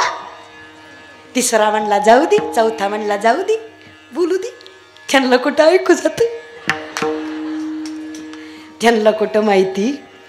संत स्वतःच्या मर्जीने येतात आणि स्वतःच्या मर्जीने जातात. काळ त्यांना नेऊ शकत नाही. नाथबाबा तिरडीवर उठून बसलं. बघता काय, विचार करा तुम्ही. नाही तुम्ही नाही, तुम्ही कोणाला तरी खांदा दिला आणि ज्याला दिला ती उठलं, कसं होईल तुमचं? आका सप्ताह आठवल नवरात्राचा, पहिल्या दिवसापासून दसऱ्यापर्यंतचा, पायाच्या बोटापासून डोक्याच्या केसापर्यंत सगळं इठल इठल करीत होतं या चौघाचं. नाथबाबा म्हणले सोड, खाली सोड. अरे जगाच्या मालकाचा दास आहे मी. काय वाटलं तुम्हाला तुमच्या खांद्याची गरज आहे? अरे गरज नाही मला, जातो इथून महागारी. ज्या दिवशी विठ्ठलाच्या मनात असेल त्या दिवशी परत येतो त्याच्या दारी. उड्या मारत मारत नाथबाबा घरी गेले. वर्ष गेलं, पुन्हा वर्षांनी षष्टीलाच मरण पावले. वर्षांनी षष्टीलाच मरण पावले. आता अख्खा शेटफळा नाही, अख्खी आटपाडी नाही, अख्खी सांगली जमा झाली. मेल्यात म्हणून नाही, उठत्यात का बघाय. गेल्या वेळेस या वेळेस झालं म्हणजे कसलं भारी. सगळे एबीपी माझा TV 9 आणि साम मराठी वगैरे नुसतं महाराष्ट्र माझा असं नुसतं डोळे लावूनच कॅमेरा लावून. पण एक नियम आहे, सुरुवातीला ज्याचा खांदा लागला शेवटी बी त्याचाच लागतो. जे चौघ सुरुवातीला होते ते तिथं जाईपर्यंत, अंतकालापर्यंत ती 4 जण लागतात. हा नियम आहे. हे गावातल्या म्हाताऱ्या माणसानं काढलं. मग ती माणसं गेली त्या चौघाकडं. ते नाथबाबा गेलेत म्हण, गेल्या वेळेस तुम्ही खांदा दिलता, यावेळेस बी तुम्हीच लागताय. वर्ष झालं झोप नाही, स्वप्नात फक्त मडच येत. मड उठलं की मी उठते. मड कशाचा खांदा, खांदा तर सोडा, आता जिंदगीत कुणाच्या अंतयात्रेला सोजा. असली आदल घडली तेव्हापासून घास गोड लागत. आता नाही. गाववाले म्हणले आत्ता जर आले नाही तर गावात राहू देणार. दोन्हीकडनं पंचायत. मग चौघांनी गुवाहाटीमध्ये गुप्त मीटिंग घेतली.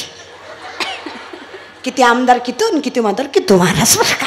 अशी गुप्त मीटिंग झाली आणि या गुप्त मीटिंग मध्ये ठरलं काहीही झालं फक्त खांदा द्यायचा, बोलायचं.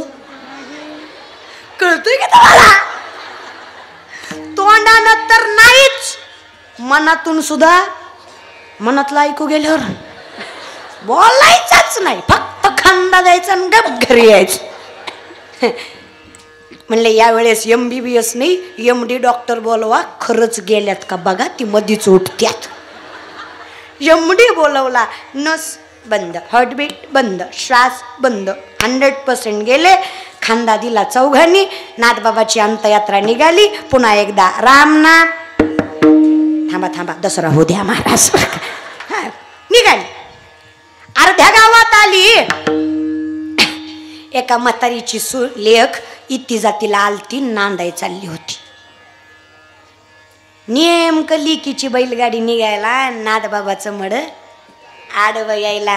माहिती तिला काय करायचंय, कोण मेलं, संत आहे का देव आहे का माणूस आहे. आईचं हृदय तिचं, ती मनातल्या मनात म्हणली बरा माय माझ्या लिकीच्याच मुळावर मेला, काल उद्या मरायचं की बराजच मेला. नाथ बाबा तिरडीवर उठून बस.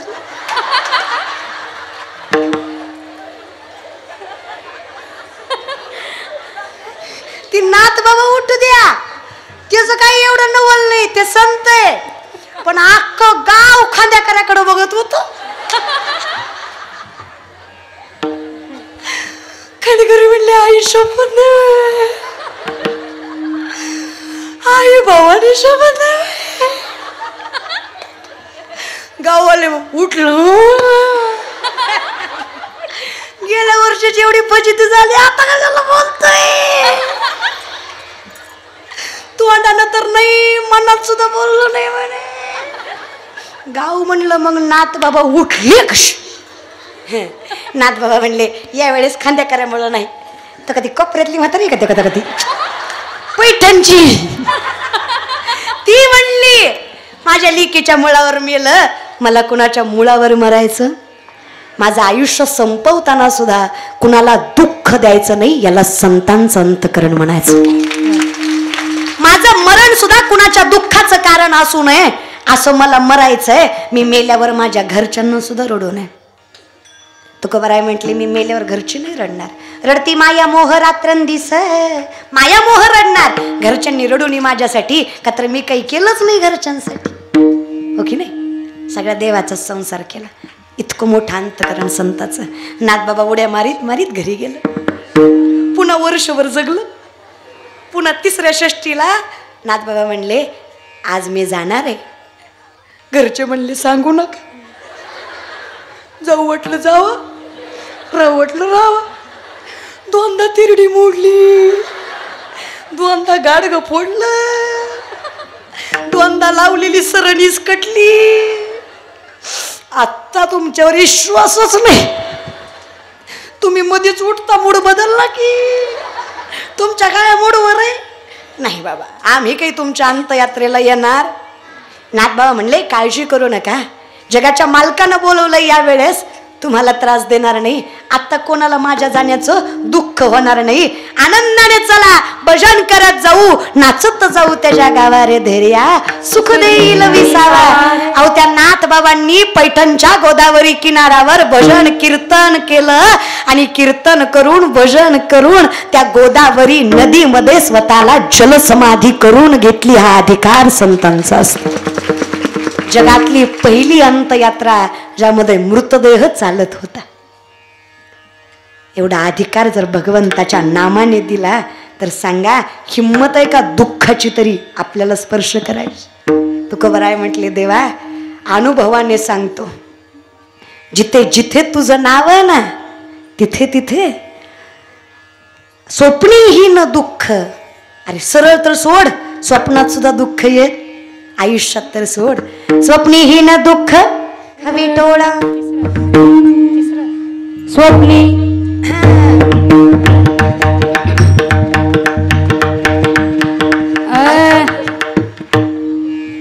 तुझ्यामुळे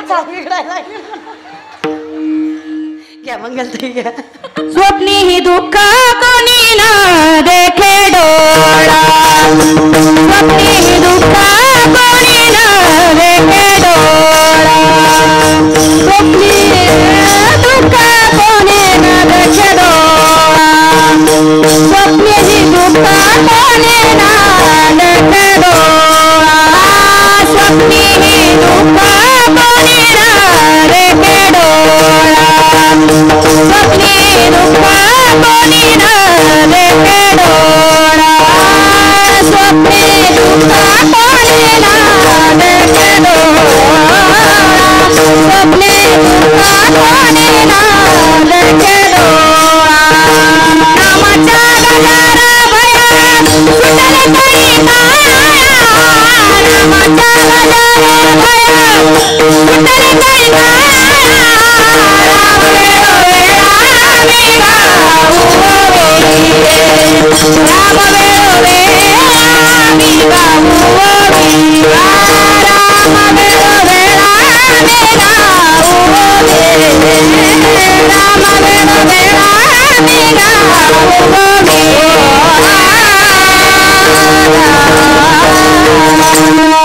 आम्ही सगळं त्याच्यावर सोडून दिलं. तुका म्हणे रामे सुख दिले आपुले, तया येणे जाणे, तया गर्भवासा येणे जाणे खुंटले.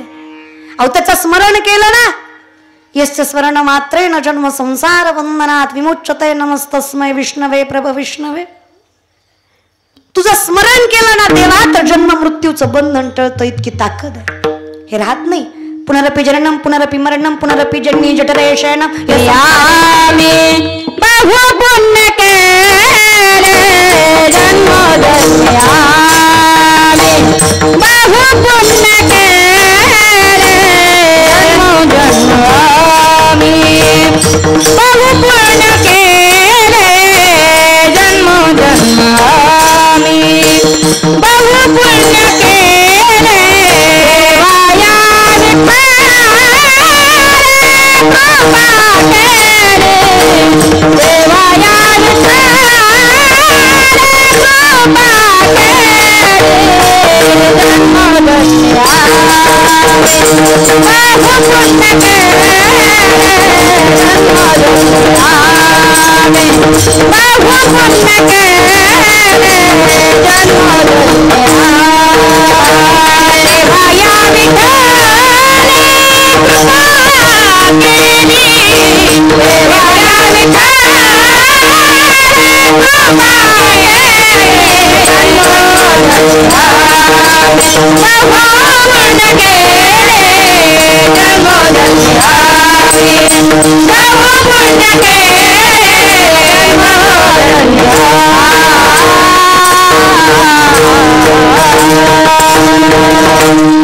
साधं नाहीये देवा, पूर्वजन्मीचे पुण्य आहे. माझ्या वडिलांची मिरासी का देवाची चरण सेवा पांडुरंगा. आणि सामर्थ्याने पुढची जन्मही सामर्थ्यवंत करतोस तू, कशाला काळजी करायची. सगळं टळतं देवा, सगळं. क्लेशोधिकतर असते श्याम अव्यक्ता सक्त चेतसाम अव्यक्ताही गतिर् दुःखम देवदवीर व्याप्यते. हा सगळा क्लेशच मिटून जातो ज्या दिवशी तुझं नाव मुखात येतं. चिंताच करत नाही आम्ही. अहो 27 दिवस जगाच्या मालकानं साडी नेसून ज्या चोखोबाच्या बायकोचं बाळंतपण केलं, काय अधिकार असेल नामाचा. चोखोबाची पत्नी सोयरा, मंगळवेढा माहित आहे ना, चोखोबांची समाधी आहे. पण कसं आहे ना, आम्हाला आमच्या जवळची किंमत पंढरपूर हाकेच्या अंतरावर आहे. शेटफळेकर आपल्याला किती भाग्यवान माणसं आहे आपण. पश्चिम महाराष्ट्रकर माहित आहे का, जगाचा मालक आपल्या पश्चिम महाराष्ट्रात हे सगळ्यात मोठं सौभाग्य आहे. लय भाग्यवान आहे. पण आपलं लय येड आहे. आपलं पंढरपूरला जात नाही, दुसरीकडे जाईन. पण तिथं बरं गेलं पंढरपूरला तरी दर्शन घेत काम करून येत. खूप अधिकार आहे रे. जेव्हा नव्हते चराचर तेव्हा होते. आधी रचिली पंढरी मग वैकुंठ. खूप ताकद आहे दादा, खूप ताकद आहे. त्या चोखोबाच्या पत्नीचं नाव सोयरा. काय नाव तिचं? सोयरा. 9 महिन्याची गर्भवाशी नाही. सहज म्हणली नवऱ्याला, स्वामी बायको म्हणून कधी काही मागितलं नाही, फाटक्या पदरावर संसार केला. आई म्हणून थोडंसं मागते, लेकरू जन्माला येणार आहे, विनंती आहे माझी संसाराकडे लक्ष द्या. अहो विठ्ठल विठ्ठल म्हणून कुठं संसार चालतो का? आणि भजनं करून कुठं आयुष्य फुलतं का? 9 सायासानं गर्भवाशीन राहिले, लेकरू होणार आहे, तुमच्याशिवाय दुसरं कुणी नाही, आई ना बाप. बरं जातही निस्पृश्य, आपल्यासाठी कुणी येत नाही. मग लक्ष द्या जरा संसाराकडं. रागाला चोखोबाला बायको म्हणते, विठ्ठलाच्या ऐवजी माझ्याकडे लक्ष द्या. भांडून गेले बहिणीच्या घरी. बहिणीचं नाव निर्मला. चोखोबाच्या बहिणीचं नाव काय? निर्मला. भांडून गेले तिच्या घरी. 9 महिन्याची गर्भवाशीने बायको. दिवस भरत आले. 47 चरणाचा नामदेवरांचा अभंग आहे. चोखोबाची कांता असे ती गर्भीन झाले तीस पूर्ण नवमास. कळा चालू झाल्या. विठ्ठलाला हाक मारली, देवा अरे चुकलं माझं. इठ्ठल विठ्ठल म्हणत होता पण तोंडासमोर तरी बसला होता. माझ्या तोंडामुळं तोंडा पुढचं बी गेलं. प्रत्येकाशिवाय कोण नाही मला. अरे तू यावं अशी अपेक्षा नाही देवा, पण माझ्या नवऱ्याला धाडून दे. अरे माझ्यासाठी नाही, पोटातल्या लेकरासाठी मागते. मी मेले तरी चालेल, पण माझ्या लेकराला जग बघू दे. नवजात शिशु आहे तो, त्याला जगण्याचा अधिकार आहे. मी जगले देवा, माझ्यासाठी मागत नाही, फक्त नवऱ्याची साथ हवी, याच्या पलीकडे दुसरं काही सांगत नाही. जगाच्या मालकाला दया आली. सांगा मला तुम्ही, शेटपळ्यातल्या एखाद्या मिशीवाल्याला म्हणलं बाबा एखाद्या बाईच्या जीवाचा प्रश्न आहे, नेसतो का साडी, तर नेसल का त्यो? म्हणीन पुरुष आहे ना मी, साडी नेसू का यासाठी? मिली तर मुर्दी. पुरुषातत्वाचा गर्व आहे ना. अरे साधे पुरुष आहेत, पुरुषोत्तम आहे तो. साधी माणसं आहेत ही, जगाचा मालक आहे तो, विश्वाचा बाप आहे. त्यानं साडी नेसली, कपाळाला कुंकू, गळ्यात डोरलं, हातात हिरव्या बांगड्या घातल्या आणि निर्मलेचं रूप घेतलं. कोणाचं माय? निर्मला कोण? चोखोबाची बहीण. बायको तन बहिणीत गोळ करू नका. सोयरा बायको, चोखोबाची बहीण निर्मला. देवानं कोणाचं रूप घेतलं? निर्मलेचं. चोखोबाची बहीण झाला शारंग थरंग, वैनी उघडा दार हाका मारी. जगाचा मालक चोखोबाच्या झोपडीच्या दारात येऊन उभा टाकला. ओ वहिनी, वहिनी दरवाजा उघडा. कळा चालू होत्या, कसा बसा दरवाजा उघडला. अहो सहज म्हटली चोखोबाची पत्नी, बरे बाई केले देवे धाडियले. बरं बाई तुम्हा देवे धाडियले. बरं बाई केलं, देवानं धाडलं तुम्हाला. कीर्तन ऐकताय माय मावल्या, सांगा की हो, देवानं धाडलं का? जी म्हणली होती देवाच्या नावानं कुठं संसार चालतो का, तिचा संसार चालवायला जगाचा मालक साडी नेसून उभा टाकला. इतकी ताकद त्याच्या नावात. अहो ज्या नवऱ्याला म्हणली होती भजन करून कुठं आयुष्य फुलतं का, त्या नवऱ्याच्या पुण्याईमुळं जगाच्या मालकाला मिठी मारून रडत होती. तसा ननंद आल्यावर आनंद होत नाही, पण हिला लय झाला. वाईट काळात आलती ना, लय झाला आनंद तिला. मिठी मारून रडत होती. जगाच्या मालकानं डोळं पुसलं तिचं. या जगातलं सगळ्यात खालचं काम आहे बाळांपण करणं. साधावया भक्ती काज नाही लाज धरीत. माझा विठ्ठल भक्तांचं करताना कधी लाज बाळगत, देव माझा कधीच लाज धरत नाही. माझ्या विठ्ठलानं तेही केलं.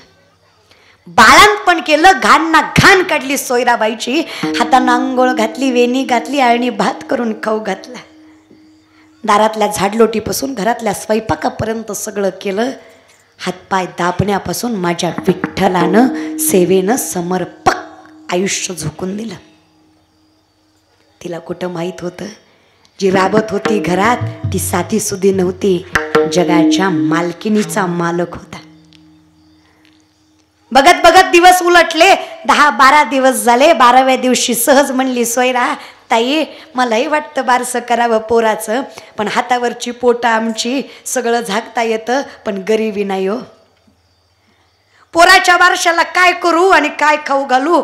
अहो देवाला कधी चांगला नैवेद्य नाही, गावाला जेवण आमच्यासारखीची पात्रता नाही. पण असं वाटतं 4-5 लोकांचा आशीर्वाद माझ्या लेकराला भेटावं. एवढं पोरग माझ्या पोटी आलं, थोडं लोकांनाही कौतुक करावं. मुलगा झाला चोखमेळांना. बारसं करायचंय पोराचं, नाव ठेवायचंय मला, पण नवरा नाही जिच्या सोबत, तिनं सांगावं दुःख कुणाला? जिच्या नवऱ्यानं ही साथ दिली नाही ती कोणासमोर हात पसरणार? बरं दिवसही इतके चांगले नाही, लोक स्पर्श करत नाही, मदत कोण करणार? जगाची मालकिनीचा मालक तो. लक्ष्मी जिची बायको, ज्याची बायको, त्याला पैशाला कमी का? तर म्हणला काळजी करू नका, लाडकी बहिणी योजना आली, लय पैसा आहे माझ्याकडं, बोनस आहे, म्हणाल तसं बारस करू. तुमच्या लेकरांच्या बारशाला पंचकृषी येईल, लय जागीरदार आज चाल तर तालुका येईल, अरे लय जागीरदार आज चाल तर जिल्हा येईल. माझ्या चोखामेळाच्या पोराच्या बारशाला त्रैलोक्यातल्या देवांनी येऊन आशीर्वाद दिला आणि बारसं केलं. जगाच्या मालकानं आत्या म्हणून नाव ठेवलं कर्ममेळा. चोखामेळाच्या पोरांचं नाव काय? कर्ममेळा. मुलाचं नाव ठेवलं. बघत बघत 27 दिवस गेले. 27 दिवसानं चोखोबाला बहिणीच्या घरी आठवलं, माझी बायको बाळंतीण होती, जगली असन का? तेव्हा काय हॉस्पिटल होते दादा? किती दिवसानं? हा फरक आहे आपल्यात आणि संतात. आपण पंढरपूरला गेलो की ड्रायव्हरला म्हणतो गाडीचं तोंड वळवून ठेव, म्हणजे दर्शन झाले निघाय येतंय. आपण तेवढाही धीर धरत नाही. थोबाडा गाडी कच इकडं गावाकडं करूनच ठेव, तिकडंच मारायचंय मला, 2 मिनिटं बी उशीर नको. हा फरक आपल्यात आणि संतात आहे. 27 दिवसानं आठवलं चोखोबाला, बायको बाळंतीण होती, काय झालं असं तिचं. सांगितलं बहिणीला, अगं निर्मला स्वयरा बाळंतीण झाली का नाही देव जाणे, आता तरी जातो काय झालं ते बघतो. शेवटी बहीणच ती शिदोरी बांधून दिली. चोखोबा निघालेले देवाला कळलं, न सांगता तुम्हा कळो येते, सगळं कळतं त्याला. देवाला कळलं. देव लगेच म्हणला, ताई वहिनी आता येते. अहो ताई थांबा थोडं, घरधनी येऊ द्या. चोळी शिवी येते तुम्हा शिवी येते चोळी, नाही म्हणे वनमाळी. जगाचा मालक म्हटला नको, कुठं चोळी शिवता? माझा नवरा रागवन मला. कुणाचा? ह्याचा? ह्यो सगळ्या जगाचा नवरा, ह्याला कुठला नवरा? रागवन म्हण मला. सकाळीच मिस कॉल आलता, करमत नाही त्याला. आता मिस कॉलचा जमाना दादा. जाऊ दे बाई, मला रागवल बिगवल एवढे दिवस असतं का कुठं? आत्ता मात्र यशोदा ताईला आलता काय हो सकाळी, ते चुकून लागलं काय की?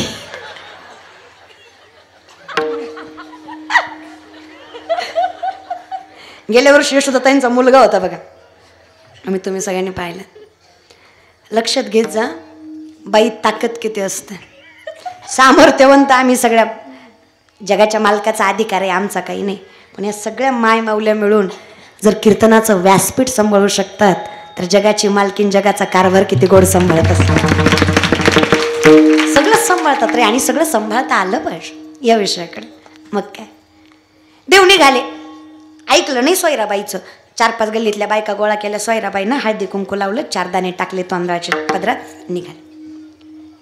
इकडं सोयराबाईने आपलं निर्मलाताई निघाल्या, तोपर्यंत तिकून चोखोबा आले. चोखोबा आले, तुम्ही फक्त विचार करून सांगा मला माई, इमानदारीने सांगा, तुमचा नवरा तुम्हाला 9 महिन्याची गर्भवाशीन सोडून गेला भांडून, आणि महिन्यानं आला, कसं स्वागत करचाल ग माय? शेटफळ्याच्या माय मावल्या डायरेक्ट काकडा. सहस्त्र दीपे दीप कैसी प्रकाशली प्रभा, कैसी प्रकाशली प्रभा, डायरेक्ट. ओ आळीन माय माझ्या शारंग धरा, माया पंढरीनाथा. किती स्वागत कसं कराल ग?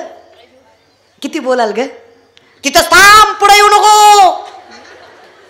लेकरू काय माय एकटीच होतं का? बोल चाल. पण संतांच्या बायका सुद्धा संतांसारख्याच असतात. एका शब्दानं सोयराबाईनं तक्रार केली नाही. नवरा पाहिला, यातच आनंद वाटला. हातातलं पोरग चोखोबाऱ्यांच्या हातात ठेवून पोरगा झाला हे ओरडून सांगितलं. पण शेवटी राहवलं नाही. सहज म्हणल्या सोयराबाई, निर्मलाताई गाठ पडल्या का? चोखोबाराय म्हणले, मी बाळातपणात नव्हतं म्हणून बायको डोक्यावर पडली काय की? आता मीच निर्मलेकडे राहून आलो आणि खुशाल म्हणती निर्मलाताई गाठ पडल्या का? इडी का तू? बरं मी इडी, मला नाही अक्कल. ह्या माय मावल्यांना विचारा बरं, का ग माय मावल्या होत्या का नाही का निर्मलाताई? तुम्ही होत्या का? त्या होत्या तेव्हा तुम्ही होत्या? हा, तर त्या होत्या, त्या तुम्ही असल्या पाहिजे ना माय. होत्या की नाही ग माय? एकीनं कौतुक करून सांगितलं, का काय सांगावं चोखोबा तुम्हाला. आयुष्यात एवढ्या बाया बघितल्या पण तुमच्या बहिणीसारखी स्त्री बघितली नाही. अहो घाण ना घाण काढली तुमच्या बायकोची, कुठलीच तक्रार केली नाही. अहो एवढीच सेवा केली, मायबाप सुद्धा करणार नाही. अहो एवढं राखलं, अहो काय गोड बारसं केलं, काय चांगलं नाव ठेवलं. अहो पोरगा तुमचा जिवंत आहे त्याचं कारण तुमची बहीण आहे. मागितलं कधी देवाला तर एवढंच मागेल चोखोबा, तुमच्या बहिणीसारखी बहीण प्रत्येक जीवाला मिळू दे, आयुष्यात काहीच कमी पडणार नाही त्याला. कळलं चोखोबाला. हातातलं पोरग बायकोच्या हातात देऊन पंढरीकडे हात करून चोखोबानं विचारलं विठ्ठलाला, काय केलं रे देवा तुझ्यासाठी. अरे झोपडीत राहणारा मी, कधी चांगल्या पत्र्याचं देवघर नाही तुला. अरे स्वतःची उदरनिर्वाहाची पंचायत माझी. अरे लोकांचं करून खाणारे आम्ही, कधी चांगल्या प्रसादाचा नैवेद्य नाही तुला. कधी चांगल्या वस्त्रांचे कपडे नाही, कधी चांगले अलंकार घालून नटवलं नाही. लोकाची गुरं राखत विठ्ठल विठ्ठल म्हणणारा चोखोबा संभाळशील हे माहीत होतं विठ्ठला. पण माझ्या बायकोचं बाळांपण तू तुझ्या हातानं केलं, एवढं करशील, एवढा भाग्यवान मी, एवढं उजळलं भाग्य कधी वाटलं नव्हतं देवा. कसा मायबाप म्हणू नये त्याला, जो प्रत्येक रूप आमच्या सुखासाठी घेतो. काय वाटतं तुम्हाला. तुमच्या दुःखात जो साथ देतो तो विठ्ठलच असतो. फक्त तुम्हाला ओळखता येत नाही. तो ओळखता यावा देवा. ज्या दिवशी मला कळेल की माझं असणं आहे, त्या दिवशी देवा हे जन्म मृत्यू राहणार नाही. त्या दिवशी मी तुझा असेल. देव माझा मी, देवाचा हीच माझी. आता सगळं तुला देतो देवा. माझं चांगलं फार सांभाळतोस तू. अहो एवढं ऐकलं संतांचं, आता विश्वास पटला. तू लय गोड सांभाळशील. म्हणून मी काही माझ्या चांगल्याचा विचार करत नाही. तुका म्हणे रामे सुख दिले आपुले, तेने गर्भवासा येणे जाणे. रामा तूच कर काय करायचं ते, मी फक्त तुझं भजन करतो. विठोबाय रखुमाई हरी विठोबा रखुमाई, रखुमाई विठोबा रखुमाई. हरी जय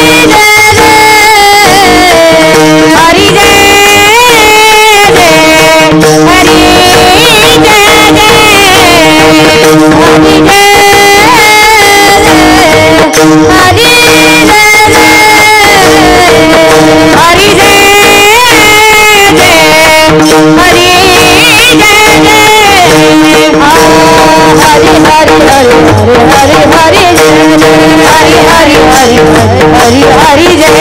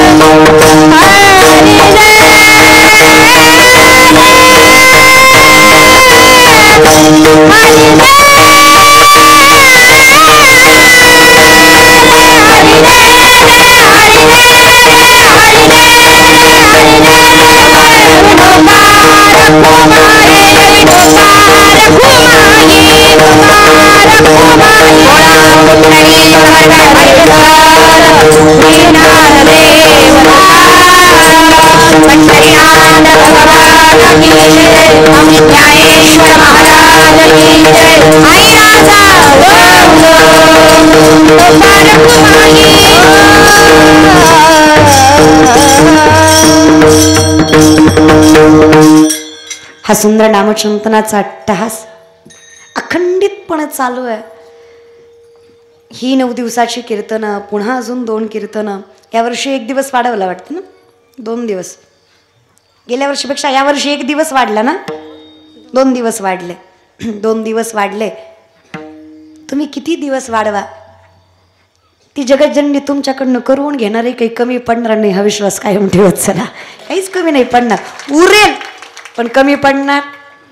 लय देव देतो रे, खूप देतो. ते एक साधी म्हण आहे बघा, देवानं दिलेलं सरत नाही आणि माणसानं दिलेलं पुरत नाही, अशी गत आहे. खूप दिलं देवाने. एवढं सामर्थ्य. तुम्हा सगळ्यांचं मनस्वी आभार. कौतुक करावं तेवढं कमी आहे. माझ्या या 9 दिवसांच्या कीर्तनामध्ये, नवरात्रामधल्या, मी 9 दिवसात नाही म्हटलं तरी 18-19 कीर्तनं केली असती, दिवसाची 2-3 2-3 अशा हिशोबाने. पण एवढ्या 18-19-20 कीर्तनामध्ये सुद्धा मला कौतुकानं सांगावं असं वाटतं की एकमेव षटफळेच आहे. मी 19-20 दिवसाचं काय घेऊन सांगते, एवढं गोड नियोजन, एवढं सामर्थ्यवंत व्यासपीठ आणि एवढं भक्तिमयानं तुम्ही जे तरुण मंडळी ती ज्योत आणताय ना, हे महाराष्ट्रात पुन्हा घडलेलं नसेल आणि घडणारही नाही जेवढं सामर्थ्यानं तुम्ही करताय. अगदी सुंदर गोड नामसंकीर्तन सोहळा करताय तुम्ही. हे करताय तुम्ही, नवरात्र करताय, आमची कीर्तनं ठेवताय, यात नवल नाही आहे. अहो तुम्ही सगळ्या आई भवानी स्वरूप असणाऱ्या माय माऊल्यांना घरातून व्यासपीठापर्यंत आणताच हे सामर्थ्य तुमच्यात आहे.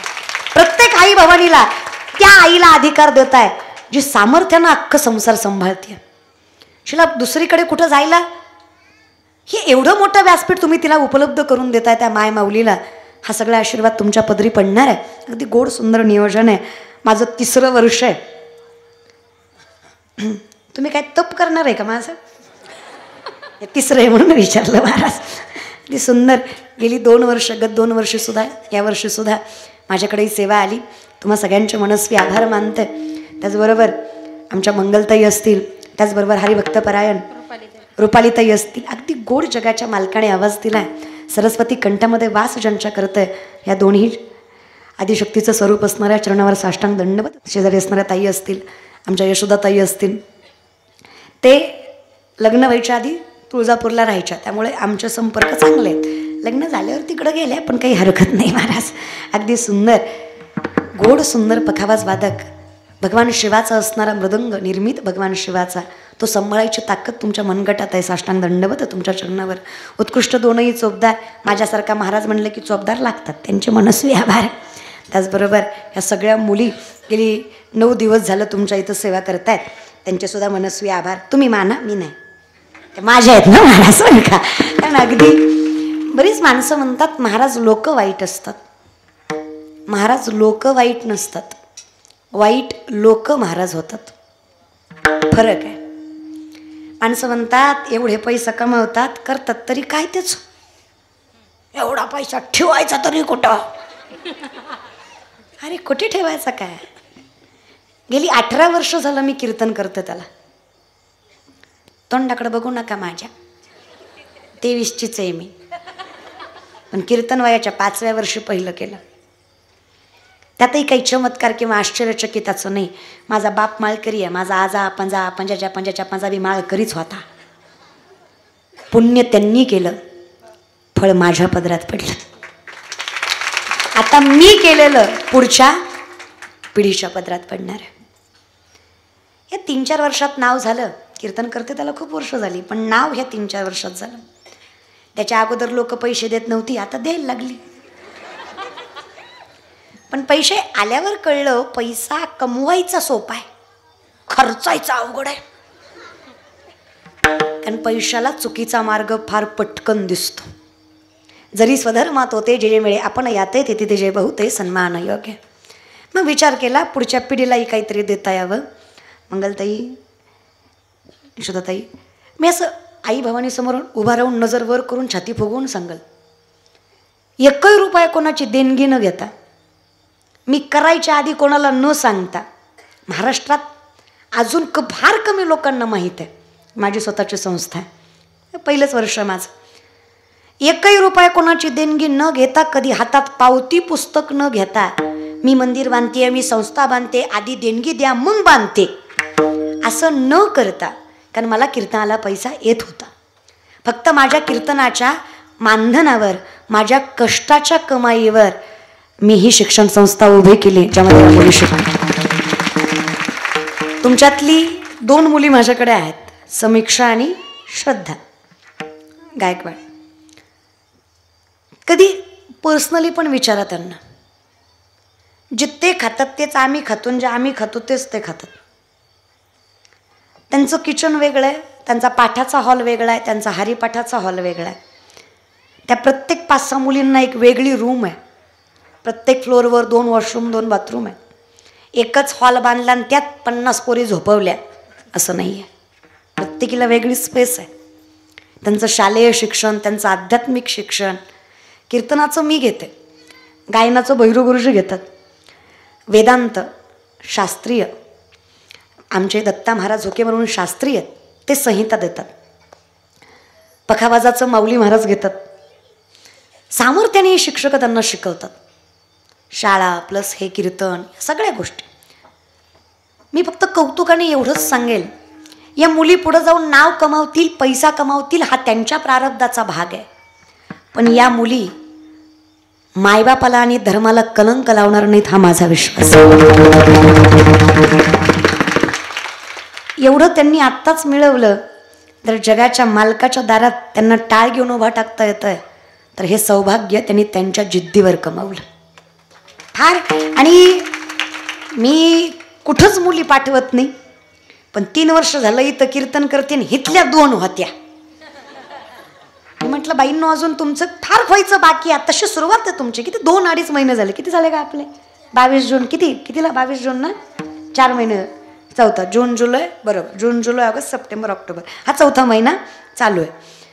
तर फार कमी वेळ आहेत अजून, शिकतायत त्या. म्हटलं इतक्या लवकर तुम्हाला व्यासपीठ, पुन्हा लय वाटतं मग उभा होते मी टाळ घेऊन, असं पटकन अहंकारायला वेळ लागत. पण मला इतक्या चांगल्या मुली माऊलींच्या कृपेनं मिळाल्यात. यशोदाताई, मी खरं सांगते, संस्थेतल्या मुलीसारख्या मुली नाहीत, मला इतक्या सुंदर मुली मिळाल्यात ना. आज तर ही पंकजा 5वीची आहे, ह्या 6वीच्या आहेत, ह्या मोठ्या 11वी 12वीच्या, सगळ्या प्रत्येक वयोगटातली मुलगी याच्यामध्ये. प्रत्येकीचा अभ्यास तेवढाच आहे, कमी जास्त. आज बऱ्यापैकी विष्णू सहस्त्रनाम पोरींना पाठ आहे पूर्ण. बाळांनो, किती श्लोक आहेत रे विष्णू सहस्त्रनाममध्ये? 120 श्लोक. 15वा अध्याय पूर्ण पाठ आहे पोरींचा भगवद्गीतेचा. 12वा अध्याय अर्धापर्यंत पाठ झाला. ज्ञानेश्वरीच्या पहिल्या अध्यायाच्या नाही म्हणलं तरी 70-80 ओव्या परिपूर्ण पाठ आहेत त्यांच्या. हरिपाठ परिपूर्ण पाठ आहे. हे सामर्थ्याने लक्षात घ्या, हे पाठ असणं कौतुकाचं नाही, हे त्यांनी जे पाठ केलंय ना, ते अभंग त्यांच्यावर कृपा करणार हा विश्वास आहे. ते ग्रंथ आहेत, ते अभ्यासक्रम नाही आहे, ते ग्रंथ आहेत जे त्यांच्यावर कृपा करणार. आज या वयात जर त्यांना हे मिळतंय, तर विचार करा त्यांच्या वयात त्या काय करते. असं लहान आहेत तर सगळ्या, हे लक्षात घेत चला. प्रारब्धाने का होईना पण हा मार्ग मिळाला. सगळ्याच मुली तुमच्या प्रत्येक, आता कुणाकुणाच्या, आता मला पण काही माहीत नाही एवढं, बऱ्याच लोकांच्या घरी जेवायला वगैरे पण होत्या वाटतं, आहे की नाही. गोंधळ केला असला तर काही खरं नाही. गोड आहेत, शेवटी लहान आहेत त्या, थोडं इकडं तिकडं चालतंच. अगदी सामर्थ्यवंत, तेवढ्याच सुसंस्कृत. म्हणजे मला भेटतानाच मुली सुसंस्कृत भेटल्या, मला त्याच्यावर कष्ट करायची गरजच नाही लागली. मी फक्त आता ज्ञान देते, संस्कार ऑलरेडी त्यांच्याकडे आहेत. खूप संस्कारित मुली भेटल्या मला त्यामुळं. आणि हे काही, मी तर काय बऱ्यापैकी बोंबलतच फिरते. आठवड्यातनं 2-3 दिवस मी त्यांच्याकडे, पण ज्या दिवशी येईल त्या दिवशी त्यांच्या पाठाला असते. बाकी दत्ता महाराज झुकेबाई. आणि जे शालेय शिक्षण आहे, ताई माझी बहीण एक कॉलेज करते, ती सामर्थ्यानं त्या, म्हणजे माझ्यापेक्षा जास्त जीव त्यांचा. म्हणजे आल्यावर त्या माझ्यामुळं खुश नाही झाल्या, त्यांना माहीत होतं मी येणारच आहे, मी कुठं जाते. त्या खुश झाल्या का तर ती दिसली.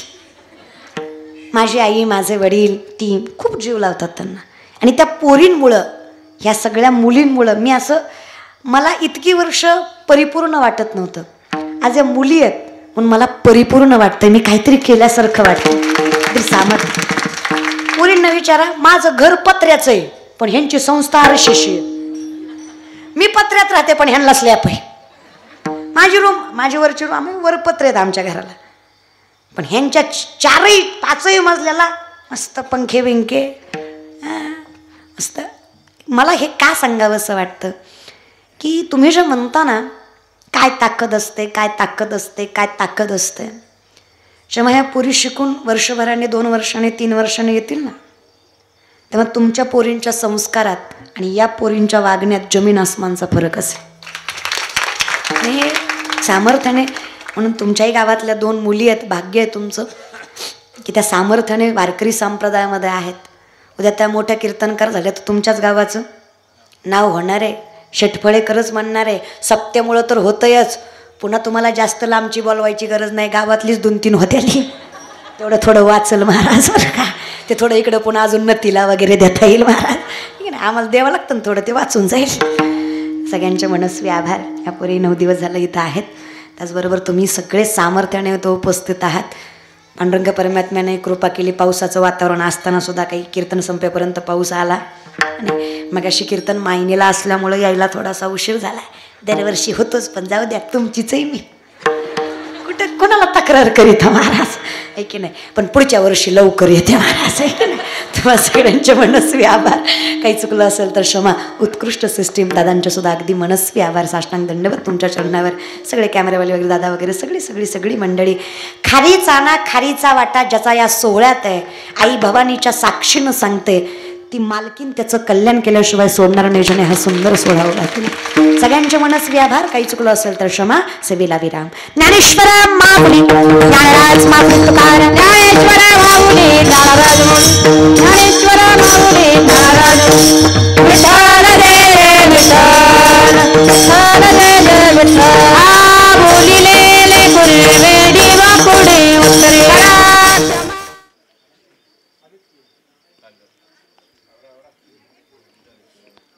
गायनाचार्य हरिभक्तपरायण गायन सम्राट रुपालीताई आणि यानंतर जो अतिशय महत्त्वाचा सन्मान होतोय तो हरिभक्तपरायण शिवलीलाताई पाटील यांच्या सांस्कृतिक वारशामध्ये अतिशय अप्रतिम अशा प्रकारचे आता 5वीपासून आध्यात्मिक शिक्षणाबरोबर शालेय शिक्षण देणाऱ्या ह्या आमच्या ताई, आपलं आभार मानण्यासाठी शब्द अपुरे. विश्व माऊली आध्यात्मिक मुलींची शिक्षण संस्था बार्शी यांना मानपण देत आहेत श्री सौभाग्यवती वंदना हरिदास नाना गायकवाड हरिशेठ यांच्या मातोश्री आणि श्री धरमदास कुंभार गलाई बांधव उपरी यांच्या शुभहस्ते हा मुलींचा भव्य सन्मान. या मुलींच्यासाठी अप्रतिम टाळ्या. सगळ्यांनी जोरात टाळ्या झाल्या पाहिजे. ताईंचं आभार. खूप खूप तुम्ही संस्कार आणि नम्रता या मुलींच्या मध्ये दिली. आभार मानण्यासाठी सगळ्याकडे शब्द अपुरे. सर्व मुलींना शिल्ड आणि देऊन प्रत्येक मुलीच्या हातात शिल्ड द्या. टाळ्या वाजल्या पाहिजे, टाळ्या. जोपर्यंत प्रत्येक मुलगी ही अभिनंदनास पात्र गेले 9 दिवस आपल्या सर्वांचं लक्ष वेधून घेणाऱ्या अप्रतिम कामगिरी, अतिशय लहान वयामध्ये संस्कार, नम्रता, शालेय शिक्षण आणि आध्यात्मिक शिक्षण आणि त्याच्या मार्गदर्शिका हरिभक्तपरायण शिवलीलाताई पाटील आणि त्यांच्या भगिनी सुप्तसंगी पाटील. आपण ही व्यासमंचावरती उभा राहावं. आपलंही मनपूर्वक आभार. आईची सेवा तुम्ही या मुलींना देताय. सुमन शंकर गायकवाड. अभिनंदन.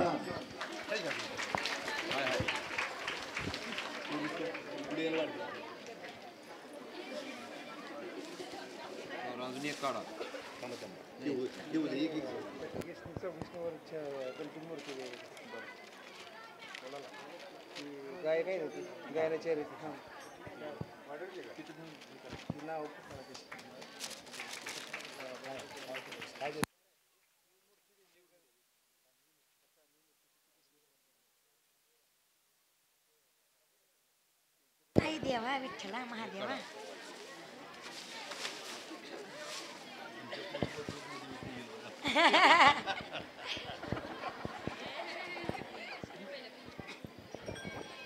एक 1177 1177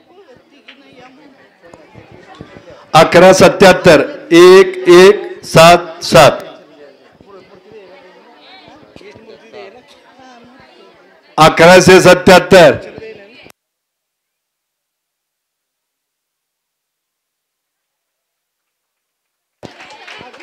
चला हळूच येत आहे, गर्दी आहे.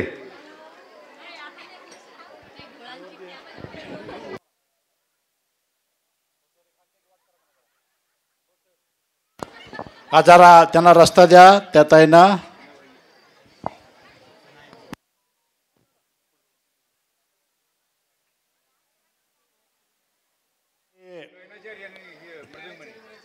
गायनाचार्य मृदुंगमणी, रुपालीताई, मंगलताई, यशोदाताई या सर्वांना चांदीची गणपतीची मूर्ती पांडुरंग गणपती गायकवाड, प्रवीण शेठ यांच्याकडून आणि शिवलीलाताई पाटील यांना ही चांदीची गणपतीची मूर्ती आजच्या प्रसंगी सन्मान म्हणून देण्यात येत आहे. हॅलो सर, त्यांचं नाव अलाउन्स करा. हेच नाही, यांना सुद्धा आहे कीर्तनकार. शिवलीलाताई पाटील यांचंही चांदीची गणपतीची मूर्ती देऊन सन्मान केला जातोय. यशोदाताई, मंगलताई आणि रुपालीताई यांचाही चांदीची गणपतीची मूर्ती देऊन त्यांचाही भव्य सन्मान केला जातोय. तिघी उठा.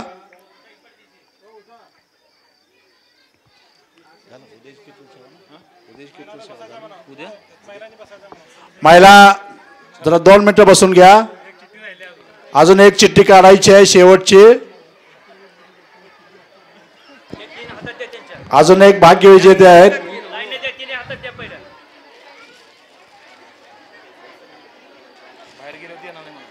बाहेर गेल्यानंतर मिळणार नाही.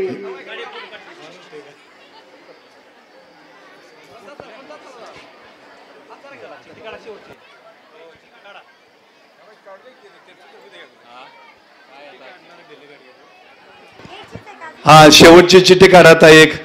कोणाचं? हा काढा. हॅलो, बघा बरं का.